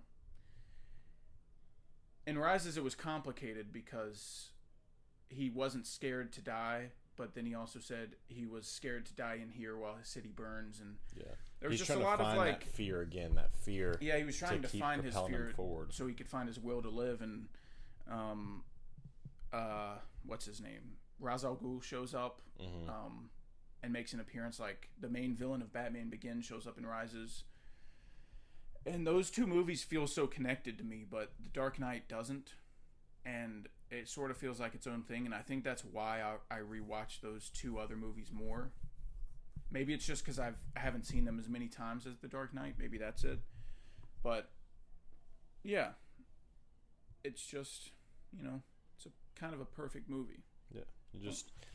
You played around with it too much is the problem. Yeah. So, no biggie. It was like, when I first got into movies, it was like, this is the best thing in the world. I'm going to watch this every day. Yeah. And then, you know, I've got to pay for my sins. I'm going to go ahead and go into my number 2 because it's sort of connected to my number 3. My number 2 is Batman Begins. You're so fucking lame, dude. And this is... Your number 2 best Nolan movie, Batman Begins. Because this is my list. And I'm ranking movies based on what I would take on a desert island. And the first hour of Batman Begins is probably my favorite hour of movies ever. Oh, shit. I fucking love every single thing that happens in the first hour of Batman Begins. The movie starts, listen, this is a Batman reboot. This is the first Batman movie since Batman and Robin. They're starting from scratch. And where we find Bruce Wayne at the beginning of a new Batman reboot that has to work, because the last 2 movies have been dog shit, and we really need a good Batman, and they start him in some prison camp. Yeah. Fighting criminals. He locks himself in there on purpose so he can beat the shit out of criminals. Yeah. That's fucking crazy. Yeah, that's awesome. That's Nuts. cool. And then he starts fighting all these guys, and then there's this big guy, and he's like he says something about he's the devil. I am the devil. Yeah, and That then he guy, goes, no, you'll practice, and then just beats the shit out of him Yeah. and all the other guys there. Then the guards start pulling him away. That's and a they're like, fucking badass line. Yeah. That's the line I wanted to see in Dark Knight Rises. Exactly. Yeah. Batman Begins is fucking sick. See, you get it. It's my least favorite of the trilogy. No, you get it. Okay, yeah. And then the guards are pulling him away, and he's like, what are you doing? And he's like, for protection. And he's like, I don't need protection. And he goes, for them. And then the camera points at all these guys squirming around in the mud, getting just got beat the shit out of. So then he gets put in this, like, cell, and Ra's al Ghul shows up, and he's like, you know, they have this really cool conversation about, you know, like, we can train you, you know, we can teach you to fight for something other than just being in here and brawling around with criminals. And he says, find this flower and reach the top of this mountain, and you know, you'll see us. And so he goes and finds this blue flower, and then you get these great shots of him in, like, Iceland or something. I have no idea where he is. Wide landscapes. But it's so beautiful where he's at, and it's, like, freezing cold, and it's like this Drifter Bruce, like, look that I really love in the Batman. And it's like, just this fucking man, just this man, like, just fighting to do something good. And I don't know, it's just that shit, him climbing up the mountain is just one of my favorite things ever. And then he gets in there, he gets into the temple, and they start training him, and he's like, theatricality and deceptions are powerful agents. And then you get this great montage of him training, and he's fucking jacked to the gills. And oh, dude, when he's standing on those, he's standing stilts, on those like poles. Yeah, and they're beating him with sticks. Got his fucking top off, dude. He's so jacked. Yeah. Just ridiculously muscular. Yeah. In ridiculous shape. Yeah. So then they train him. He gets in great shape. Him and Ra's al Ghul have this fight on the ice. What's so funny? I was thinking about the aftermath of the fight on the ice. The All rub right. your chest. Yeah. They have this fight on the ice, and it's a great scene. It's really cool. You know, it's a training montage, but Ra's al Ghul's like saying shit to him that he knows is going to piss him off, and he's talking about how you know, your parents' death wasn't your fault; it was your father's. Yeah. And that just makes his blood boil. And he was like, they had a gun, and he was like, would that stop you? And he's like, it's not about like what you have, it's about the will to act. And just he's giving these great fucking motivational lines, and just a great scene. And then he thinks he's got him beat, and then he's like, you've merely sacrificed your footing for a kill stroke. And then he taps the ice, he falls in, and then he's like, rub your chest, your arms and legs will take care of themselves. And it's like, huh? That's the opposite of how that works. You need to protect your arms and legs, because those will freeze off. Your chest is the warmest part on your body. Yeah. So that's where your heat comes from. So you need to bring your arms and legs in. Yeah. Makes absolutely no sense. And I'm pretty sure Nolan admitted, like, he was like, yeah, I made that shit up. I don't know. Yeah. Don't listen to me. That's what I was laughing at. Yeah. It's just, and then so they go back into the temple, and then they're like, you got to execute this guy. He was stealing, and he's got to pay. And he's like, that's not like how I do things. I'm you know, I believe in justice. I'm not an executioner. He said, hey man, that's not cool. Yeah, you're being a real jerk right now, Ra's al Ghul. All right. Listen, Mr. Ra's al Ghul. Like, unfortunately, this is just, I don't kill people. That's just how the cookie crumbles, man. Yeah. So then he, instead of killing the guy, he turns on everybody. He flicks the little coal into like this haystack that lights the whole thing on fire. This badass scene. He escapes, and he's blowing people to shit, and he saves Ra's al Ghul anyways, even though he's a bad guy. I like that. That's what Batman does. Yep. You know, that's Batman right there. Bicep curling a 270-pound, 6'5" man. Yeah. Over the edge of a cliff. Not humanly possible unless you're Batman. Yeah. Then it's humanly possible. It's Batman. He had the possible. will to do it. Yeah, he had the will to act. Yeah. Exactly. Good thing they kind of take away from that at the end of the movie. Don't worry about that. So yeah, and then there's this transition where he becomes Batman, but there's this great scene on the plane when he's talking to Alfred, and he's like, I need to become something more. He's like, people need dramatic examples to shake them out of apathy, and I can't do that as Bruce Wayne. He's like, as a man, I can be beaten, I can be destroyed, I can be corrupted, but as a symbol, I can be everlasting. And it's just, that shit just makes my dick hard. And then he goes home, he starts making the suit. You see him like ironing out the bat symbol, like the ninja stars, the batarangs, and just the coolest shit in the world. I do like the whole sequence of him going to Lucius for like different stuff, and does it come in black? Yeah, I like all that shit. Him putting everything together.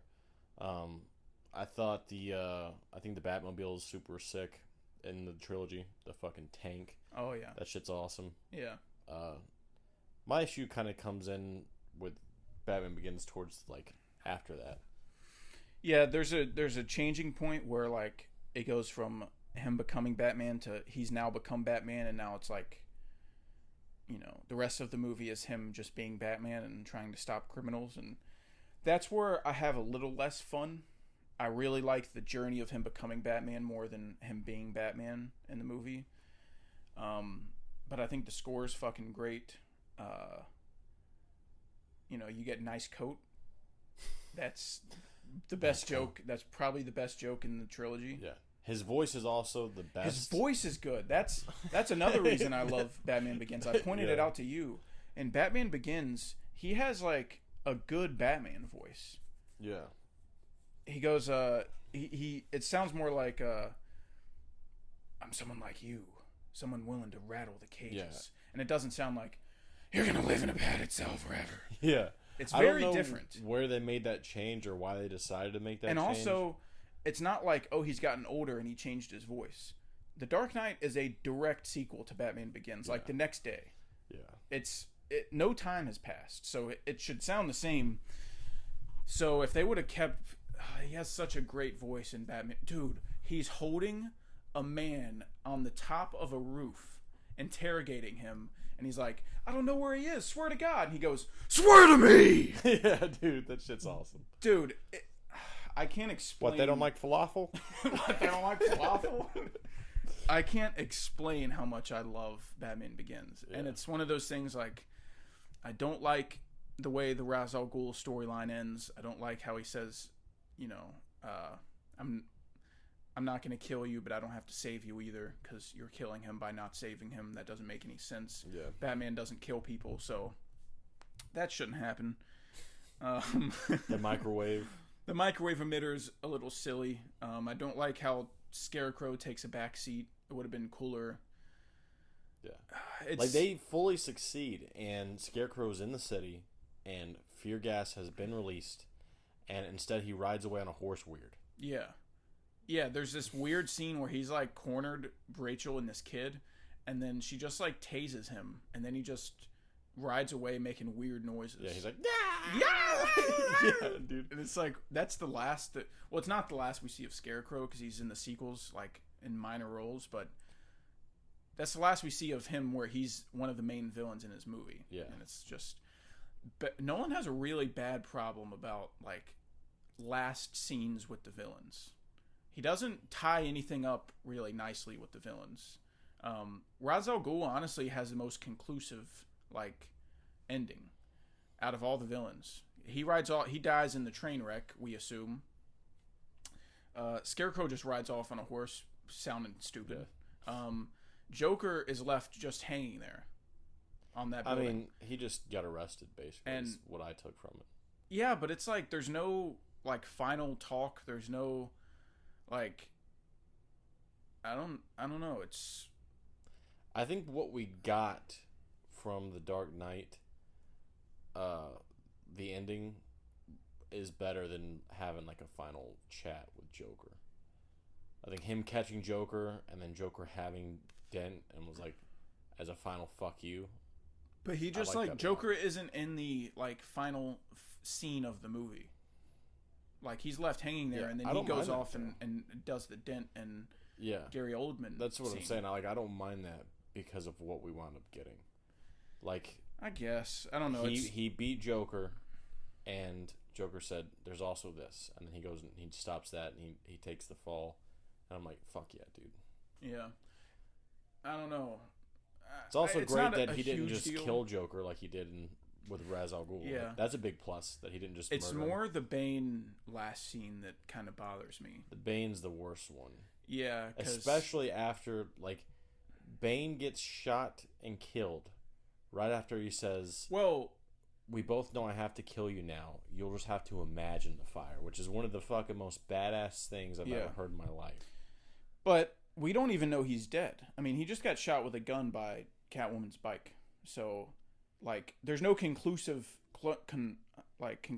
to that either. Like, oh, like, let's go feel his pulse and make sure he's dead. Yeah, not that you would even want him to be dead, because you're supposed to be Batman and you're not supposed to kill people. Yeah. But we did see that bike blow holes in walls earlier in that movie. Yeah, but it didn't blow a hole in him. We saw him slide down and hit the wall. Yeah. Like, I don't know. It's not the coolest. He just gets blasted away, and then that's it. I don't know why. I just feel like seeing Bane in like locked up in some prison would, like, just be cooler to me. Yeah. Maybe that's just a little too, like, by the books. No, I think it would have been sick. I think if they had just completely taken out Talia, had Bane be this psycho who has this twisted idea of what the League of Shadows stands for and is able to corrupt people and, like, is just a really charismatic, like, dictator, basically. And then you cut to him in Blackgate or in Arkham, and he's, like, rallying guys behind him. He's becoming, like, this boss in the fucking prison. Mm-hmm. That could tease, like, that he's coming back or something. Anything's better than just seeing him get shot by Catwoman. Yeah, and that's it. That's the last thing you hear from him. But yeah, Batman Begins is just my fucking shit. I don't know what else I can say about it. I think it's better than Rises, sort of, like from a technical aspect. But I thought for sure you were gonna put Rises over Begins. Dude, I think if I was to make a change, I'd probably put The Dark Knight under Rises. Really? But keep it Begins, Rises, Dark Knight, because that's just the ones I have the most fun. That's in order of what I have the most fun watching. So, dude, I don't know. Some people have fun doing stuff, I guess. Like and you their always taxes. fear what you don't understand. All right. Well, my number 2 is Interstellar. Yep. It's fucking space, which is another big soft spot for me. Big thing of yours. I fucking love space. I love. It's another movie that really gets emotion out of me. I fucking break down. Don't let me leave, Murph. That gets me at the very end. The fucking messages from home gets me, and there's a third part that gets me. I think when they first break off and go into the black hole, I think that gets me. Mm-hmm. Or no, it's at the end whenever he's touching the person. I don't know. There's a third part that he's the hand that reaches out towards Anne Hathaway's character. It's either that or when he's looking through the bookcase. I don't know. Yeah. But it's so fucking good, dude. I love Interstellar. Everything works for me. I love Matthew McConaughey. And the only reason why I have Oppenheimer below it is just because I feel better after watching Interstellar than when I watch Oppenheimer. I think that Oppenheimer is a better movie than Interstellar. For sure. I don't hate it. But it probably is. Yeah, I think that the ending with him, it's sad because he finally sees his daughter and she's old, but, he still gets to go out and go on an adventure. He's going back for Anne Hathaway, who's stuck on that last planet. It is kind of weird, the way that Murph treats him when she sees him. I've always kind of thought that. He's like, hey, I'm back from saving the world. And she's like, oh, hey. She smiles a little bit, but her kids are there and her grandkids are there. And you would think she would be like, hey, this is your great grandpa who saved the world. Well, they've all I don't know, she's just lived her life. And, I know that she's forgotten about him by now. She doesn't sit there every day boy, I hope my dad comes home. She kind of just treated him like he was kind of dead and just kind of moved on and lived her life. And then he shows up randomly when she's old. And I don't know. I wish it could have been a little bit of a sweeter moment than it kind of makes what's his name? Cooper feel like not that he did it for nothing because he kind of saved the world, but he saved the world. But in his life, it was kind of like a waste because he wasted his life with his kids. Yeah. Well, I think he thinks that, but then he's able to look around and he sees that she's got her own family. She's built this, haven for people to go, and she's got this big memorial thing for him where they've got the old house, and he just leaves that chapter behind him and goes on back into the vastness of space to save Anne Hathaway from the new planet, which wouldn't have panned out because she's fucking stupid. They were able to build the artificial planet. Yeah, I know. I love that shit. Me too. I love it. It's just, and then the idea of them loving each other and having that connection, being able to, transcend through different dimensions is really cool and really human. I don't know. I like it. And I really like it. The idea of Cooper is the one that sends the message of the Morse code for the location of NASA so he can go on the mission kind of it's like the grandfather paradox, sort of. Like, if I wasn't going to do it without you telling me to in the future, then how are you in the future doing it if I never did it? Yeah, there's that kind of stuff. If you that- think about it too long. that and time travel has been explored before, like basically time loops where you had to go back in time to propel things forward. That's like there's the grandfather paradox, and then there's a bunch of theories as far as like time and how it might not be linear and stuff like that. But the loop of like this had to happen in the future for the past to continue forward, and it just kind of being like a loop in time instead of just a straight line still kind of tracks with me. I don't remember what did that, but something I saw did that, and I was like, yeah, that kind of makes sense. But yeah, I love it. I do too. It's at my 5, but like I genuinely love the top 6. Yeah. But I also some of my favorite movies. I also feel like there's a lot more that I look forward to watching in Interstellar than the couple scenes you mentioned when they were like, I don't know. I just have a deeper emotional connection to Interstellar. Yeah. I think it's. I mean, I fucking love it. It's a fucking masterpiece. 5 out of all 5 like for me. I think the top 5 movies I have are all like 5 out of 5 on my list. Like, yeah, there's a lot of movies that I think he's done completely my perfect. top 6 are 5 out of 5. Yeah. He's just a stud. Except for Batman Begins. No. We talked about it. We both admitted it's the best movie ever made. All right. Well, do you want to do our number 1 at the same time? Our number 1's Inception. It's Inception. That's pretty obvious by now. You've got to be pretty damn good to trump the entire Dark Knight trilogy for me. And because Batman's my favorite character, so it already has that built in, like, this shit's for me. But Inception is just, I think it's one of the best science fiction movies ever made. I agree. It's just one guy's pure creativity. Like, the fact that someone was able to, first of all, think of this idea. That's one thing. That's just crazy. That a director had this idea for a movie.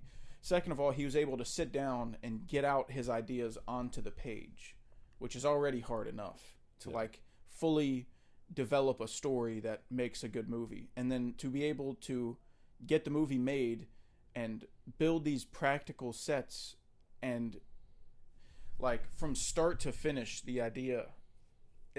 There's so many science fiction movies you hear about that's like, it was a great concept, but they didn't really do anything with it. And it was a great concept and it's a good story, but like it looks really bad. It has bad CGI. This is just like an idea done perfectly. Yeah. There's no bump in the road, really. There's no Talia al Ghul twist. There's no bad CGI. There's no it's too long and the pacing's bad. It's like a genius idea done. It's also in the way Oppenheimer is like told, where you can watch it over and over again and it's still engaging because things are told out of order and you kind of forget what happened and you're piecing things together, and it's got an emotional backbone. Yeah. It's about a guy trying to get back to his kids. Yeah. He's been framed for murdering his wife and he didn't, and so he can't go back to his kids because everyone thinks he's a murderer, and it's just insane. Yeah. It's I never get tired of watching it. It's one of my favorite scores of all time. The visual effects look great. The hallway scene where everything's turning and everything, just the way everything culminates towards the end, like you have these 3 layers of a dream and it's constantly cutting back to like the van going off the bridge and about to hit the water, and then it goes back to the hotel room with Joseph Gordon-Levitt like lining up all the bodies and trying to get them in the elevator, and then it cuts to them in the snow and trying to get into the safe, and it's just the most bizarre like concept that really, in my opinion, has no flaws. Executed perfectly. It's insanely intense and entertaining, but also has a great story and a lot of it almost makes me cry at the end when Cillian Murphy is, he breaks into the safe and he finds the kite and Dude, and then they come up with some of the most creative ways to like solve problems, like using music to synchronize kicks being like something that can wake them up. Yeah.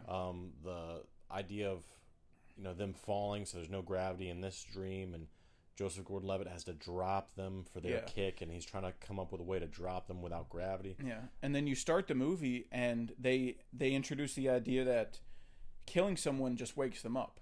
So then when you first watch the movie, you're like, how is there going to be any stakes in this movie if they're doing dream heists, but if you die, you just wake up? And then once you get into the heist, you realize that cops lied to everyone, and the amount of sedation that they took won't wake them up if they die, and they'll go into limbo. Yeah. And so then everyone's pissed off at him that he led them into this dream that if you die, you pretty much die. Like, you go to limbo and you may get out, and you might as well be dead. Yeah. If you basically go into crazy. limbo. It's not just like, oh, if you die in your dreams, you die for real now. It's like you'll just fucking go crazy or go into a coma. Even worse than being dead, honestly, being down there in limbo. And yeah. So it's just, it adds so much stakes because no one, like, you can't actually die. And then the character, Cobb is a character, and the stuff that he's fighting with. Yeah. I'm like, oh my god, dude, this is just some good shit. Yeah. The performances are all great. It's just perfectly cast. It's Leo. The best, probably the best ending of all time. I don't know for sure. It's top 5. Yeah. Easily. I think so. One of my favorite shots. What else can I say?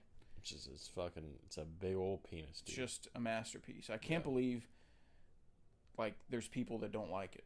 That blows. I don't know what there is to not like about it. Unless you're just like an old man and you just don't like any movies that kind of make you think and not. I don't think Inception's complicated or like that's confusing. The thing. A lot of people, like, when I first watched it, almost everyone in my family was like, I didn't get it, and I was like, I guess it is kind of complicated. But when you really go back and watch it, they explain everything. Like, they spend an hour the first setting everything up. You do a small heist, and I could definitely see you being lost at first. He throws you in, and then he catches you up afterwards. Yeah, and then he throws you the life vest, after the first heist. So like, these are the rules. This is what we're doing. This is how it's happening. I guarantee you there's people that, like, they're on Netflix, and they're like, oh, people say Inception's good. And then they start it, they watch the opening heist, and then they see these people, like, get waked up in, like, 3 different areas. And then they end up on the train, and they're like, no, this is confusing. And then they just turn it off. Because they don't allow enough time for them to explain what's going on. Yeah. I don't think it's confusing. I just think there's a lot of moving parts that you have to kind of keep in the back of your head. Like, the different layers of the dream and where they're at and syncing up the kicks. Yeah. And the sound mixing also isn't bad either.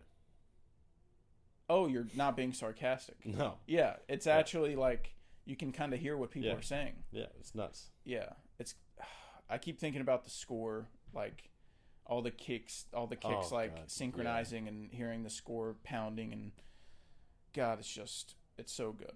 Yeah, it's fucking badass. And then there's some like fucking awesome like action sequences too for no reason. Mm-hmm. Like there's them like having shootouts, driving through the streets. The train coming through the street. Oh, the train, the fucking the chase in Mombasa. Yeah, they're going through and they're wrecking into cars in a taxi. They're shooting things. Tom Hardy fucking dreams up a grenade launcher. And Tom blows Hardy a guy riding up. snowmobiles. Oh my dude, he jumped off of his and like knocked the guy off. He was being dragged through the snow. He's fucking throwing C4 everywhere. Yeah, it's so sick. Yeah, and then the scene where Cobb's got like a sniper rifle and Maul drops in from the vent and he can't shoot her, and he gets what's his name? The guy Cillian Murphy plays. I forgot his name, but he basically gets him killed because like he was too scared to shoot her. But that's the thing, dude. That moment right there is so good because it's like everything that they've been that girl's teasing. there and she's like, she's not real. Yeah. And he goes, how do you know? Yeah. I'm like, fuck, dude. You don't. Yeah. When you're so far. He's fucking 3 layers deep. It's obvious to everyone else except for him. Yeah. Because he had such a close connection with her. And they've been setting that moment up the entire movie. Yeah. Like, what's her name? Ariadne was like, throughout the whole movie, she was like, are you guys not concerned about this, like, this person that's invading his dreams, and he's coming here every night and, you know, going into his dreams and meeting with her, and he can't dream up the dream himself because then she'll know the layout and she can fuck all of us over. And they were kind of teasing and setting it up the whole time. And then that moment is like the culmination of all that, and it's just great. Yeah. Just a great film. Got Michael Caine again, too. Yep. Little cherry on top. Yep. Never mad at the Kane Man. Nah, dude. Bring him in. Yeah, bring him in everything. anytime. That was the worst thing about Oppenheimer, was no Kane. Yeah. Yep. That's my big complaint about Oppenheimer is no Kane. He should have played the bomb. He should have been Josh Peck's character. Yeah, so then he could get 4 lines. Oh, my God. Oh, my God. 20 minutes. Yeah. He could have done that. Yep. I think that's all we got. Yeah. I still think it's crazy that Truman actually did call him a crybaby. Yeah. I was like, holy fuck. Yeah, that was pretty... What a dickhead. God, I felt so bad for him. Yeah. He just got fucking dicked around. He did. He just built, like, the most, like, scientifically complex weapon ever crafted for his country to help. And then they're like, yeah, fuck you. Yeah. And that's all that happened. Yeah. It's nuts, man. Do you think you're going to see it a third time in theaters? I thought about that. I did. And I want to. Definitely not, like, next few days. Like, I want some time to breathe. And yeah. I want to. in. Like, I was just thinking today, like, I know we were going to do Oppenheimer, Barbie. But, like, when we went and watched Barbie after Oppenheimer, like, I had a hard time keeping Oppenheimer at bay. I was like, God, I could be watching Oppenheimer again. Yeah. I don't think I may see Barbie again. I don't know for sure. I'm glad we're on the same page, because I thought about it, like, early this morning, and I was like, I don't think I want to watch Barbie again, because I was thinking about the movies. I was like, it'd be so cool to watch Oppenheimer again, but I was like, I don't think I want to watch Barbie again. I got everything, like, it's visually really cool, and that would be the reason why I was watching it, is just the visuals and Ryan Gosling, because the little sets that they have is really cool. Yeah. And Ryan Gosling's awesome. His musical number's cool, but I didn't think it was really funny enough to want to go watch it again. And it's still a good movie. It is something I want to own. Yeah, I Blu-ray. want it for sure, but I don't think I'd want to go to the theater again for it. Yeah, I don't know if I'm going to see it again. I might. Maybe if it's a slow week and nothing's coming out and I just feel like seeing a movie, I may, but probably not. I think I'll see Oppenheimer one more time, but not Barbie. Yeah, I'm going to see if I can drag Logan with us to the third act of Oppenheimer. I think she needs to see Oppenheimer in theaters. I think that's one movie that, like, you really need to see in theaters for, like, the score to really, like, hit you. Speaking of just, not even in theaters. Like, when we watched it the second time, it wasn't in IMAX. Yeah. And there was a substantial difference. I don't know if you preferred the regular theater over IMAX, because I know Nolan's movies, the sound mixing is bad, and the score is really loud, and the, like, people talking isn't loud enough. Oh, you're saying you could hear people better? I think you can, not in IMAX, because the bass of, like, the sound isn't there, but I would rather have IMAX, is what I'm saying. Oh, really? Yeah, because I don't know if you heard, but one of the speakers in our theater was blown, and it just, like, all the cool stuff where I was like, oh, this is it. It didn't, like, sound as cool. So I was like, shit. I don't know. I kind of felt like I understood more, but I didn't know if that was the theater or if that was just because it's my second time. I think it's just the less bass of IMAX. It's less loud. Yeah, but I don't know. I liked the theater we were in, and I like that I can recline. So maybe we will just. I go like to the normal IMAX theater. for opening day, like first time. I'm willing to sit there upright and not have a recliner. But I don't really like to do it more than once. I got Especially since it's an upcharge. Yeah. So, yeah. That's all we got. Yep. So Nolan's a fucking beast. Batman Begins shout out to sucks. Christopher Nolan. by the way, Christopher Nolan is a fan of Talladega Nights. Is he really? Yeah. Someone said, "What's your comfort movie?" And he said Talladega Nights. And then they said, like, The Ballad of Ricky Bobby? And he was like, if you're not first, you're last. That's what he said. Oh my god! Yep. He's the coolest guy on the planet, Yep. dude. If Yep. you're not first, you're last. Yep. Holy shit! He's my favorite director of all time. Yeah. It's sealed now. Yeah, that's for sure. Yeah. Lick and seal the fucking package and send it away. Hell yeah! All right.